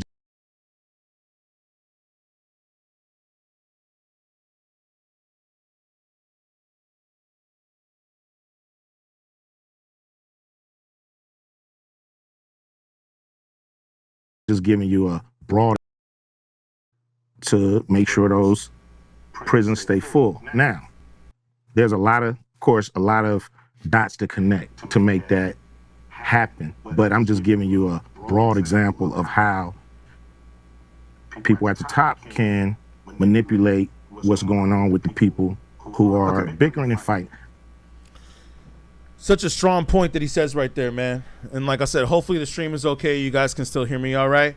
But yeah, man, the people at the top who are controlling the record industry, it's clearly obvious that they're controlling a narrative to keep people dumb. And I remember some of my friends even said, well, y'all writing the lyrics like that, maybe y'all should stop writing the lyrics like that. You see, you all got to listen to this interview with Ice Cube. I would just, anybody who says that, BS, I would just direct them to the interview with Ice Cube, where basically, or this podcast with Bill Maher and Ice Cube, where he basically is saying that there are social, what was the word he used? But I'll just say social experiments. There's definitely social experiments that they ran and said, no, we're not going to sign any more of these rappers. These are the rappers that you are now going to sign, like how Crazy Bone had said. Like, yo, man, we're getting into this. Like, I thank y'all, man, for jumping in here, commenting. Thank you. Shout out Cortez Smith. I appreciate you too, man. You know what I'm saying? Like, and tell me in the chat if you can hear me okay still, because I was getting some signals that maybe the Wi-Fi might be running a little bit slower right now. I'm not sure. But yeah, give me like a 1 or 2 in the chat if you can hear me all right. A 1 if you can hear me okay. 2 if I need to fix the audio or something. But yeah, maybe if it is tripping out, maybe just bear with it for a minute. It'll come back. But yeah, man, they weren't signing certain rappers. You know what I mean? Okay, cool. Glad to hear. Thank you for letting me know. Haha. Yeah, you doing it with me on this one, man. I might have to make you a moderator, Cortez Smith. Yeah, that's what I'm saying, man. Like for some of the other chats to get crazy, man. Make you a moderator, you know? Yeah. But yeah, man. I mean, it's a social experiment, like you said. That's what's going on here.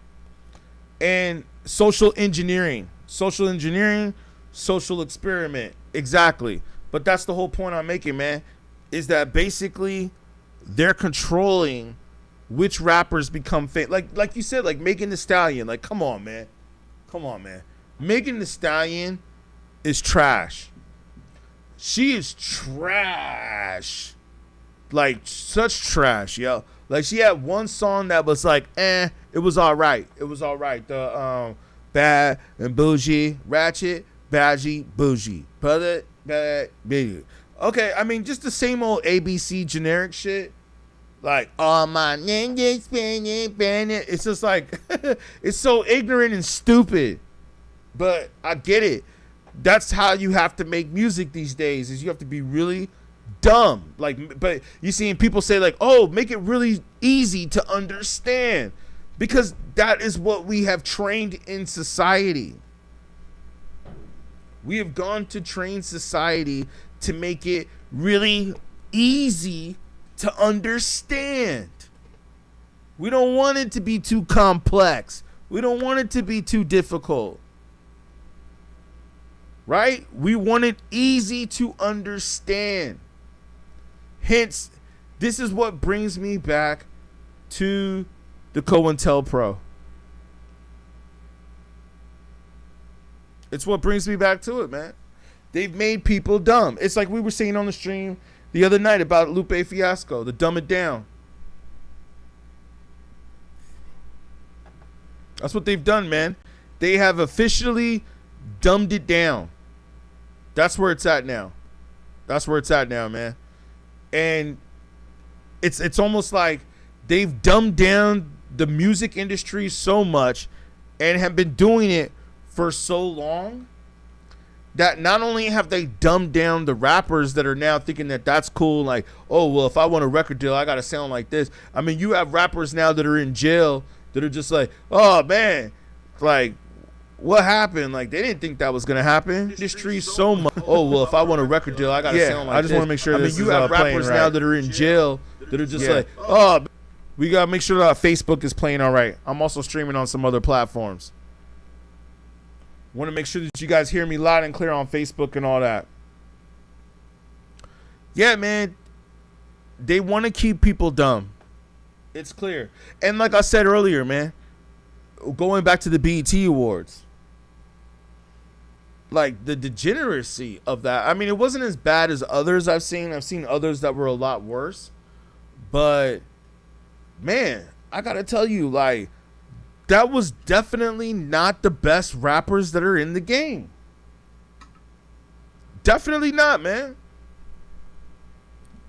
Yes, music is supposed to be complex, whether it's the instrumental or the lyrics. That's the point.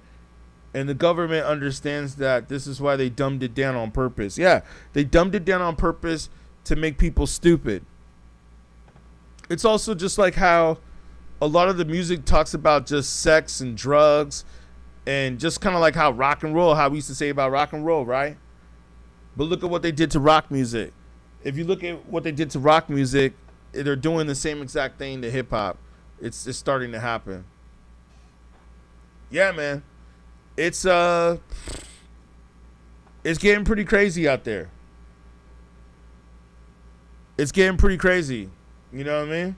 Yeah, I agree with you, man. You said people who are slow are easy to control. Absolutely. And not only that, but it's just like, Yo, Ice Cube, who I would consider a pretty much mainstream rapper. The dude's a multimillionaire. I mean, a multi-millionaire. Not like a multimillionaire like, oh, okay, he has like 5 or 10 million. Like 5 or 10 million to Ice Cube, he'd probably feel broke. Like, this dude's worth about a couple hundred, $200 to $300 million. All right? He's like almost a billionaire. Like, Ice Cube is actually a rapper who's almost a billionaire, if not already. He could be a billionaire already, but just very low key about it. I like the fact that Ice Cube doesn't wear a lot of jewelry. He's not flashy. He still keeps it like how he used to keep it back in the days. Like, he just wears a hat, like a hoodie and a crew neck, or a hat and a t-shirt. I mean, right there on Joe Rogan, of course, he's sporting the big 3. He's got to rock his big 3 thing. But I like Ice Cube don't be flashy at all.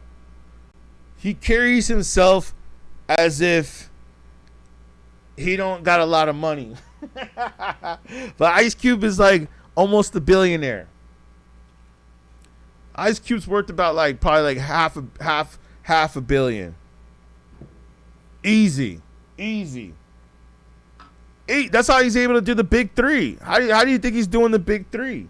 That dude's got money. He already said the NBA has tried to take him down. If this dude's combating the NBA, I gotta tell you, he got some money. Yeah, you gotta have money to do that. Were you trying to go against a powerful organization? Yo, this dude sat down with the Democrats and the Republicans. Didn't he sit down with Trump? And he tried to change the Constitution. He had, what was it called? The black Constitution or something like that. He tried to change the Constitution. And he sat down with Trump and politicians, the Democrats and the Republicans. So it's like, nah, Ice Cube got some power, man. He definitely got some power. It's funny how we don't talk about him a lot. Like when we mention the great rappers or the greatest of all time or some of the greatest albums, I mean, he comes up somewhat, but he doesn't come up enough. He doesn't, like, it's always like Jay-Z or Nas or Tupac and Biggie, and that's cool. I respect those too. But I think low-key or not, maybe not low-key, but I think that Ice Cube belongs in that conversation. He definitely belongs in that conversation. And here he is spitting wisdom. I just gave you a music example, but there's examples of Can I race. Can I cross-examine this Of theory? course you can cross-examine, of course. No, I know. And I appreciate that. Yeah. Okay. So if your theory is that the prison industrial complex, and I agree, that's an abomination. We'll start off with there.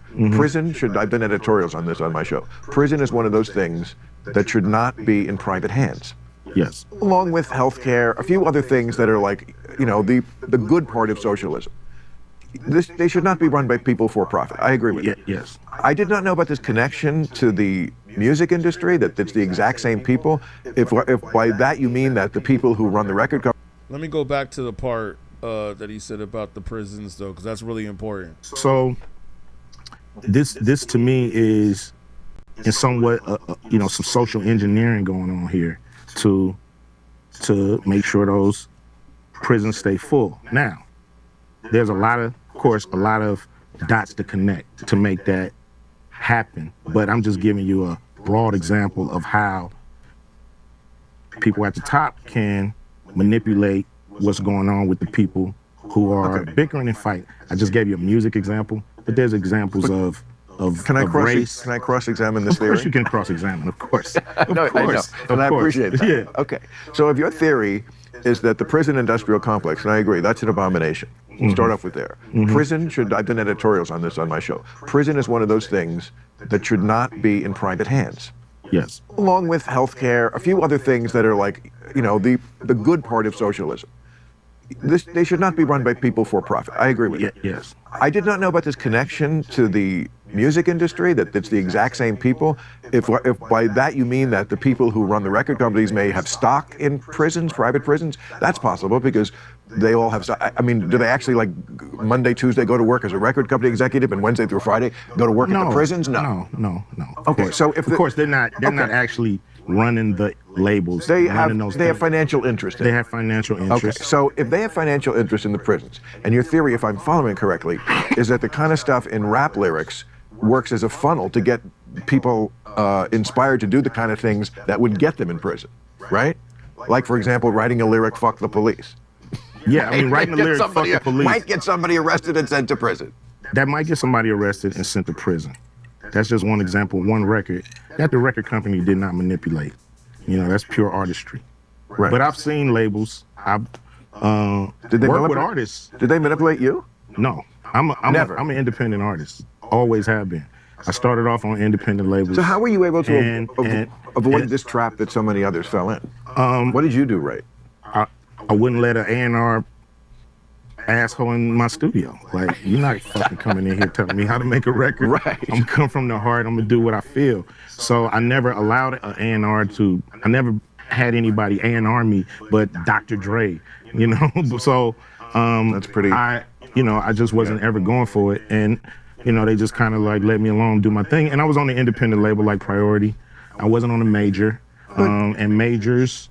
They do it with singers. They do it with rappers. They have a lot to say in what's the finished product. Isn't it always the case anywhere in show business? But okay, let's just talk music, where the people who are the most talented and are making money, therefore, for the label, of course you get to, of course you get to make your own rules, because it's always about, if you're making money for me, you can get away with anything. Roseanne once sang the national anthem in front of some stadium before like the Super Bowl or some big game, World Series or something, and like butchered it almost on purpose. It was like, you can imagine what America made of fucking with their precious anthem. They went apeshit. But her show was #1 on ABC, so they kept her. Later on, she did something bad and they got rid of her. It changed. But my point is, like, when you're making people money, they're going to leave you alone. If people who can't afford to tell them to fuck off. I know about that. Really? I think the more money you make, the more money that you're making for a label, more money to hey, thanks for watching the clip or something. Yeah, and I don't know why he cut it right there, man. I don't know why he cut it right there. Sound like, I guess we have to watch the whole thing, right? Good cliffhanger. Now, Bill Maher is a smart guy.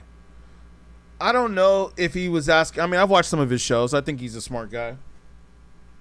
I don't know if he was just asking some of those questions to just sound dumb because he knows there's probably a part of his audience that's dumb and he needs to ask those questions for those people. Because it's just like, come on, Bill. You're in Hollywood. You know this stuff. But yeah, man, isn't it the perfect timing to be having this discussion?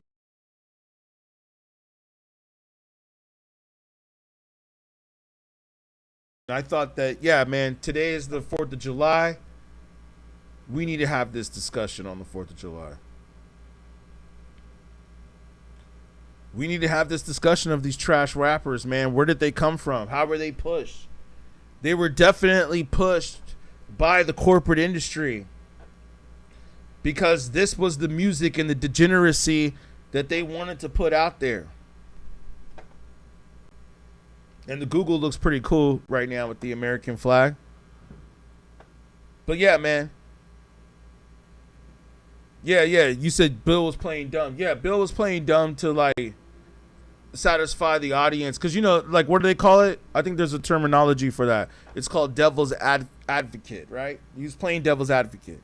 Like, oh, why, Ice Cube? Why? But yo, man, such a great interview right there, man. Like how Ice Cube is basically telling you what's up. And you know what I would love to ask Ice Cube? I actually had the pleasure of meeting him one time, but it was like kind of rushed. It was like a lot of chaos, and his manager was being a punk. F his manager. Ice Cube's manager, F his manager, man. But if I were able to sit down with Ice Cube, which I think I will, which will be cool, I would definitely want to ask him. Well, there's a lot of things I want to ask him, but one of these questions regarding that interview that he did with Bill Maher, I think it was this one. Yeah, regarding the interview that he did with Bill Maher, I would ask him, who are the rappers that you're talking about that are trash? Or that maybe that aren't trash. He actually even kind of said it in a way where he said he didn't necessarily say they were trash. What he said, I mean, the music that they do is trash, but he didn't even necessarily say they were trash. What he said was, what was it? You said it. Let me go back to the comments. Cortez, you said it. You said social engineering. Yeah. What he said was social engineering. So basically, it's like they put these artists in place, whether they manufactured them or found them, and said, okay, your message and your style, whatever, that's what we're looking for. Or if you're not doing that, do more of this. And this is what we're going to put money into, and this is what we're going to sign. So of course, a bunch of up and coming rappers saw that and said, oh, that's the style that I need to be in order to be signed. And that's the reason why you have all these rappers that are in jail or not here, which is even worse, because they were pushing that degeneracy. And look at what happened. Look at what happens when you push that degeneracy. So, yeah, man. I wanted to check a few of the documents, and then we're probably going to get up out of here. But, yeah, man, I appreciate y'all. Ooh, hopefully we were going through it on this one, man.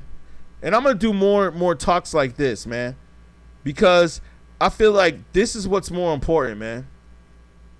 Man, we were getting into it, dude. Jimmy Iovine, Sexy Red, Lil Wayne, Tupac, Big, Drake, and Kendrick. Yo, man, COINTELPRO. Yo, man, we going through it on this pod. This is gonna be one for the archives right here, man. I appreciate y'all. Yo. Let me tell you this, man, and this is what I want to do more of. I want to do more of stuff like this. Like, I was watching some of the Joe Budden stuff and some of the other people's stuff, and it was just like, man, y'all ain't even talking about hip-hop anymore. Like, y'all ain't even talking about what's going on in hip-hop or nothing. This is one of the documents that was done by the FBI or the COINTELPRO or one of them. I don't even know if I could even say that word.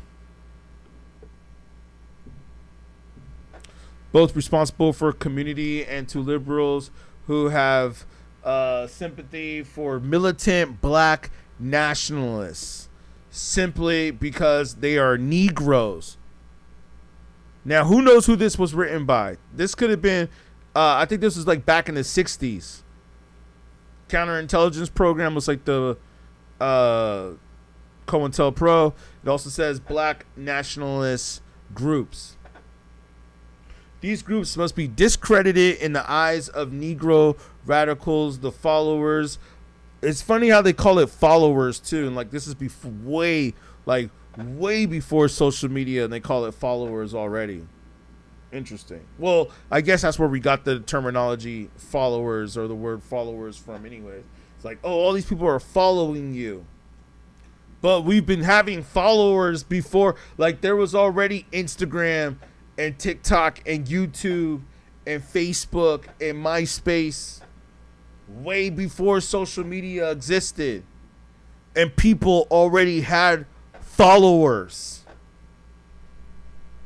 Isn't that interesting? They were already talking about followers back in the 60s or the 50s and before that. A final goal should be to prevent the long-range growth of militant. Look at this part right here.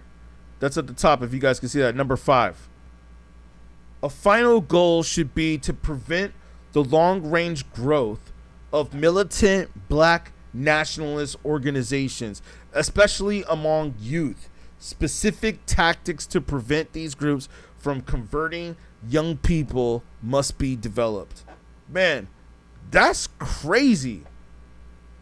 Besides these 5 goals, counterintelligence is a visual part of regular investigative programs as it often produces positive information. Okay. Yeah, man, that's crazy. Like when you really take the time to read this. Wait, we're gonna come back to that one from the FBI.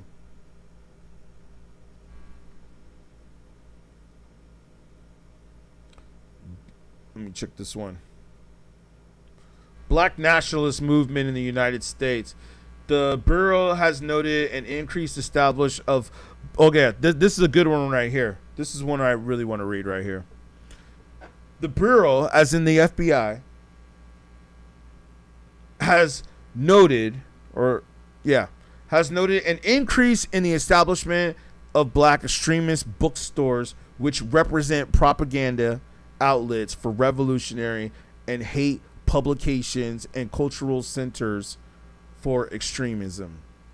Each office should locate and identify black extremists and or African type bookstores in its territory and open narrative discrete investigations on each to determine if it is an extremist in nature. Advised under this caption, this is in 1968, so this is in the 60s, late 60s, early 70s, just right before the birth of hip-hop. Keep that in mind. Hip-hop was born in 73. Of investigations instituted in the accordance with these instructions. Yo, man, so they were infiltrating black bookstores in the 60s, early 70s, late 60s, early, you know what I'm saying? Like, wait, what? So are you telling me, is this possibly the reason why black bookstores don't exist anymore? Could this be the reason? Because you know what I was thinking? I was like, yo, man, it's actually kind of hard to find black bookstores nowadays. It's kind of hard. And I mean, it's hard to find bookstores in general, right? You got Barnes and Noble. Oh, come on. Get out of here, man. Get out of here. You go to Barnes and Noble. Barnes and Noble is like a bookstore that was assigned by the government to dumb down people. Like, have you been in a Barnes and Noble lately? I went to, there's a Barnes and Noble down the street from me. Yo, I go in there and I'm like, man, the books in there that they have are like dumb. There's a couple of books in there that are good, but you have to like know what you're going in there for. If you're just going into Barnes and Noble to like, oh, let me see what books they have in here today. If you're just going in Barnes and Noble for that, nah. You have to go there to like know specifically like this is the book that I want to buy. I was about to mention some of the books that I bought in there, but you know what? I don't think I'm going to mention that on this stream because the way TikTok was acting, I don't even know if I even want to say. I don't want them to know what books I'm reading. Not yet. Maybe I'll start a book club later on. You guys let me know if you want me to do a book club in the comments. But as of right now, I don't feel like discussing the books that I read. Because books are powerful, man. Like, I know for a fact, I have my little library over here. And I know for a fact that most of the books that I read are like hard to find nowadays. Yeah, they're hard to find. They're hard to find online. Even the versions that I have, because I have versions that I bought like years ago. And like those versions are hard to find. And that's what I was saying. Yeah, about Barnes and Noble. Barnes and Noble, you go there, they have different versions of the books that I look for. Like, I'm like, yo, I want this version. And let me give you a suggestion. I feel that the books that you get should be as close to when the author was still around and approved it. Because some of the books that I read, or a lot of the books I should say I read, most of the books, like, the authors aren't even here anymore. So I try to get the version that's as close to when they were around. You know, because I feel like after they left, After they were gone, it was like the publishers just came in and just like changed their words up, changed this part, took that paragraph out. You know, kind of like the Bible. You know, kind of like that book. They took a lot of parts out and changed certain parts, manipulated some other parts. Cortez Smith, one, you said you always thought Barnes and Noble was too mainstream.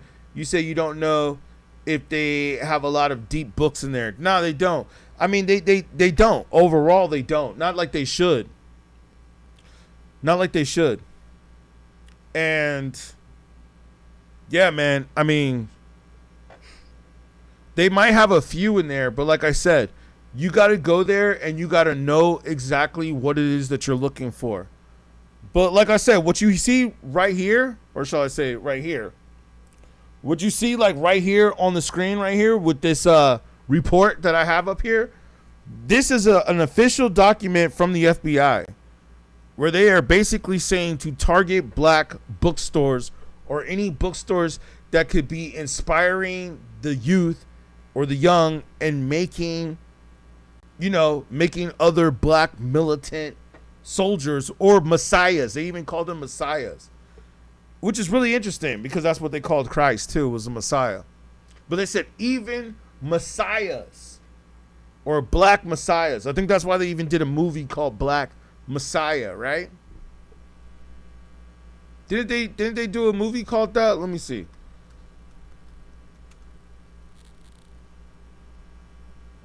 Yeah, I think they did. Let's see if we can pull that up on this screen for y'all.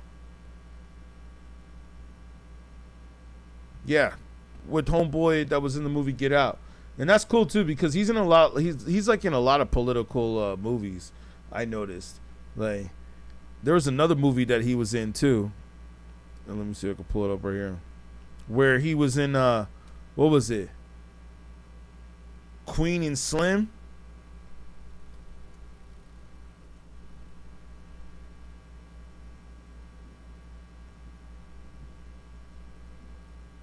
Here he goes right here.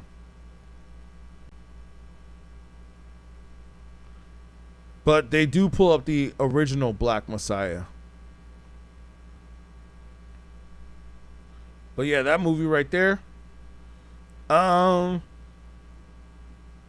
Yeah, he's always in a lot of political movies. Both these actors are good actors.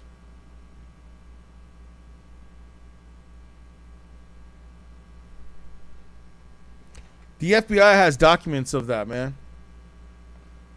They have documents of that. They sent letters to Ice Cube in NWA. Groups and individuals targeted by the FBI included feminist organizations. And that's another thing I'll say later on. That's a whole other discussion. But I think the whole feminist thing is really another infiltration or another thing started by the government to make women hate men and to break up families and to break up marriages. You know, to have more of the divorce rate because the government and the taxes and the lawyers and the court fees and all that and the judges and all the people make way more money to have more divorces and people not working together. Like if everybody was working together and everybody was building together, they probably wouldn't be able to put the gas prices so high. But the fact that everybody is beefing with each other, everybody's angry, everybody's upset, everybody's emotional, the government can control more things. So that's why I feel that there's a big percentage of crime and a whole bunch of other things going on and why the music is degenerate. It's not supposed to be uplifting. Like it kind of makes you understand why the music sounds the way it does. The reason why the music sounds the way it does is because it's not supposed to be uplifting. It's not supposed to make you feel better. It's supposed to make you go and make bad decisions. Just like the FBI said right here in the letter that they sent to NWA. Third paragraph. Music plays a significant role in society, and I wanted you to be aware of the FBI's position relative to this song and its message.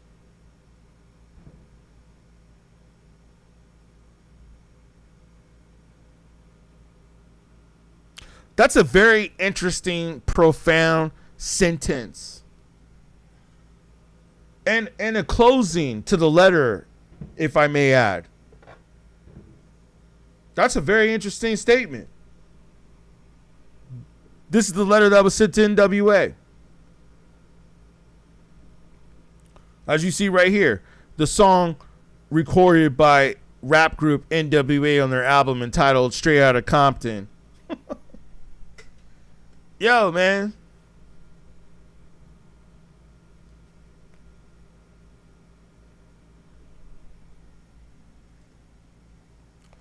We have to recognize that the FBI and the powers that be are very aware of the music industry. And as I close this one up, let me play this real quick, and then I'm gonna close it out. Let me just play this one part back, or do we play the rest of this? Many a times we come off stage, but then we like switching jackets, like people handing you jackets, handing you different shirts and shit, so you can put them on and walk through the backstage, because now cops was like, where they at? You know, where those guys that was on stage? And in Cincinnati, I saw them coming. I saw them all like looking around, and I didn't have a chance to change my shit, so they was looking for me. And so I hit the exit.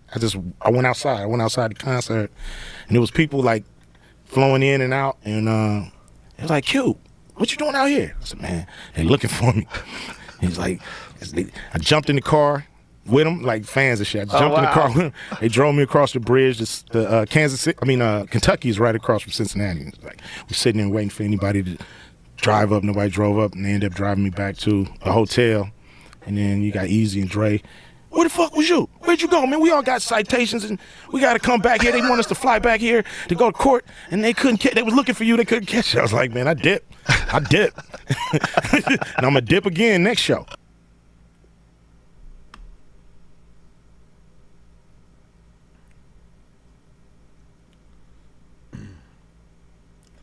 Yeah, shout out Joe Rogan for having Ice Cube on and telling that story. That's some realness, man. That's the reason why Joe Rogan is where he's at. It's because he's telling the truth, man.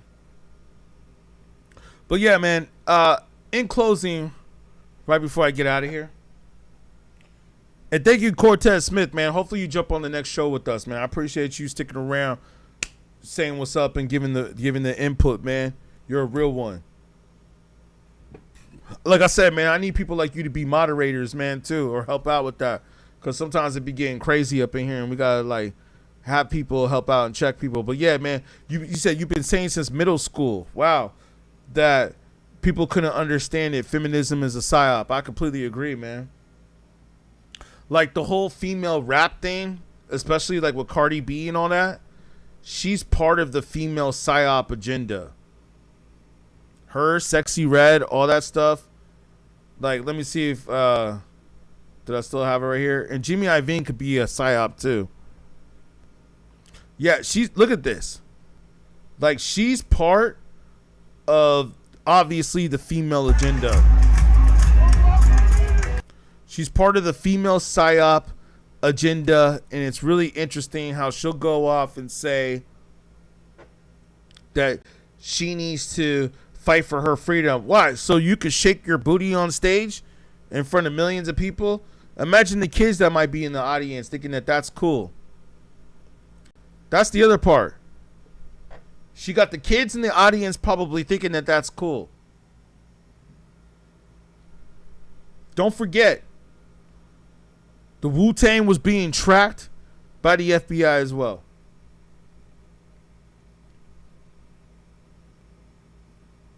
Lil Wayne is trash.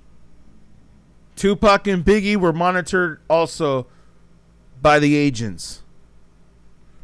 Kendrick and Drake are definitely being monitored by the agents. I think Drake, just like Lizzo, was being pushed by the industry and then spat out. That's what's happened to both of those artists. And then they basically have talked about it. Lizzo hasn't talked about it yet. She'll probably talk about it on her next album. I think she sold like 2,000 copies in the first week. 2 or 3,000. Drake, he sold a lot of copies, but he pretty much got blackballed by the industry. That's what he was talking about on Iceman. Kendrick was the new savior for the record company. But, like I said earlier, the interesting thing is that both of these men are on the same record label. They are both signed to the same record company and possibly both part of the agenda. They're both part of the agenda. Whether they're aware of it or not, who knows? We could also say that they were probably forced to be against each other and forced to be part of the agenda. Who knows, man? But yeah, man, I agree with all of y'all and agree with you that this was something that I think the record companies, the people involved, the people who put the money up for this, they were the ones who basically benefited off of this, made money off of this. And you're right, to turn people against each other, especially black people. That's what this whole organization was set up for. And that's why we have to always ask the question, are we still free? But thank you, man. I appreciate y'all, man. And I appreciate you definitely, Cortez Smith. Shout you out, man. I hope you guys are having a good holiday. Hopefully you guys have a good 4th. Check me out on the next one. I'm going to jump back on. Possibly, who knows, man. We'll see how the evening goes. I got a couple people I'm going to go meet up with, and then I might jump back on a little bit later. Or we might just do tomorrow. Go enjoy the fireworks. I know on the East Coast it's already cracking. But thank you for watching. And like I said, what better day to have this discussion than on the 4th of July to start this off. But that's where we're going with this, man. I want to bring a different flavor to these types of hip-hop discussions. Because right now, I see too many people and too many podcasters out there just talking about, like, what everybody else is talking about. Or just talking about what's trending. You know, it's like, or what's allegedly or supposedly trending. You know, like I look up on Twitter and stuff like that, or YouTube even, or whatever. Just all the social media apps. And it's like everybody's just saying the same thing. As a matter of fact, you even have people posting the same thing as others are posting. They might just like change the sentence here and there, change the words around a little bit. But they're basically saying the same thing and posting the same thing that was already posted by somebody else. And they're doing it like days and days later and after. And it's just like, man, that's already posted over here. Why do you feel the need to post it too? I don't understand those people. But I understand in some ways that some people just aren't that creative and don't have good ideas. So what they do is they sit around stealing other people's ideas. Okay. But I'm starting to see, or not starting, I've already been seeing this a lot, but I see too much of these podcasters or hip-hop podcasters, media personalities, however you want to say it. I see too many of these people all saying the same shit. And so that's why now I want to be the difference. I want to come in here and I want to start speaking about, yo, man, what's really going on in hip hop? And why aren't we talking about this? And where is the consciousness at in hip hop? Where is the consciousness level? That's what I want to talk about. And that's what we're going to bring here. So, yeah, man, again, thank y'all for tuning in. Thank you for being a part of the show. I hope you guys enjoy the holiday, man. Enjoy your 4th. Yeah, man, and we're going to talk about it. We're going to talk about some of the other stuff. Shout out Cortez Smith, man. I appreciate you tuning in. I'm going to get up out of here, but I'm going to catch you on the next one, all right? I appreciate y'all, man. We'll continue this discussion on the next show, which will probably be, I usually go Monday through Friday, 10 p.m. Eastern, but I might do a special show tomorrow just because of the holiday and the fact that the holiday fell on a weekend this time around. So it's like, yeah, maybe we got to do a special show just for tomorrow. All right, appreciate y'all, man. I'm going to be up out of here. I'm going to catch y'all on the next one. Make sure y'all hit up that beatGrade, man. And in the comment section, you should see, or the description, you should see the PayPal, the Cashapp, any donations. Definitely help keep the streams going, help keep the internet going, help pay the bills up in here. So I appreciate all the support. Shout out to all the members. Even $1 helps. $5 a month. Thank you. I appreciate y'all. You know what I'm saying? Like, man, I don't eat fast food, but you go to McDonald's to get a decent burger over there, which they don't really have anymore. But, man, that's like more than $5. I'm like, man, y'all are tripping nowadays. This shit should only cost $1 or $2. So, yeah, man, anything that you guys do definitely is helpful. And I think I'm providing way more value than a lot of these podcasters that are hired by the agenda and the Illuminati and fast food corporations. So thank you. Not to mention that, and we'll save this for the next stream. I mean, we talked about it before, but we'll save it for the next one. Joe Budden, he ain't talking about nothing no more, man. We got to get back to the hip hop, y'all. We can't be talking about these stupid ass stories and these trending ass stories. So that's what I'm gonna talk about. But yeah, man, thank you, fam. I appreciate you. Appreciate you, Cortez Smith. Appreciate y'all, man. Enjoy your holiday. All right, peace.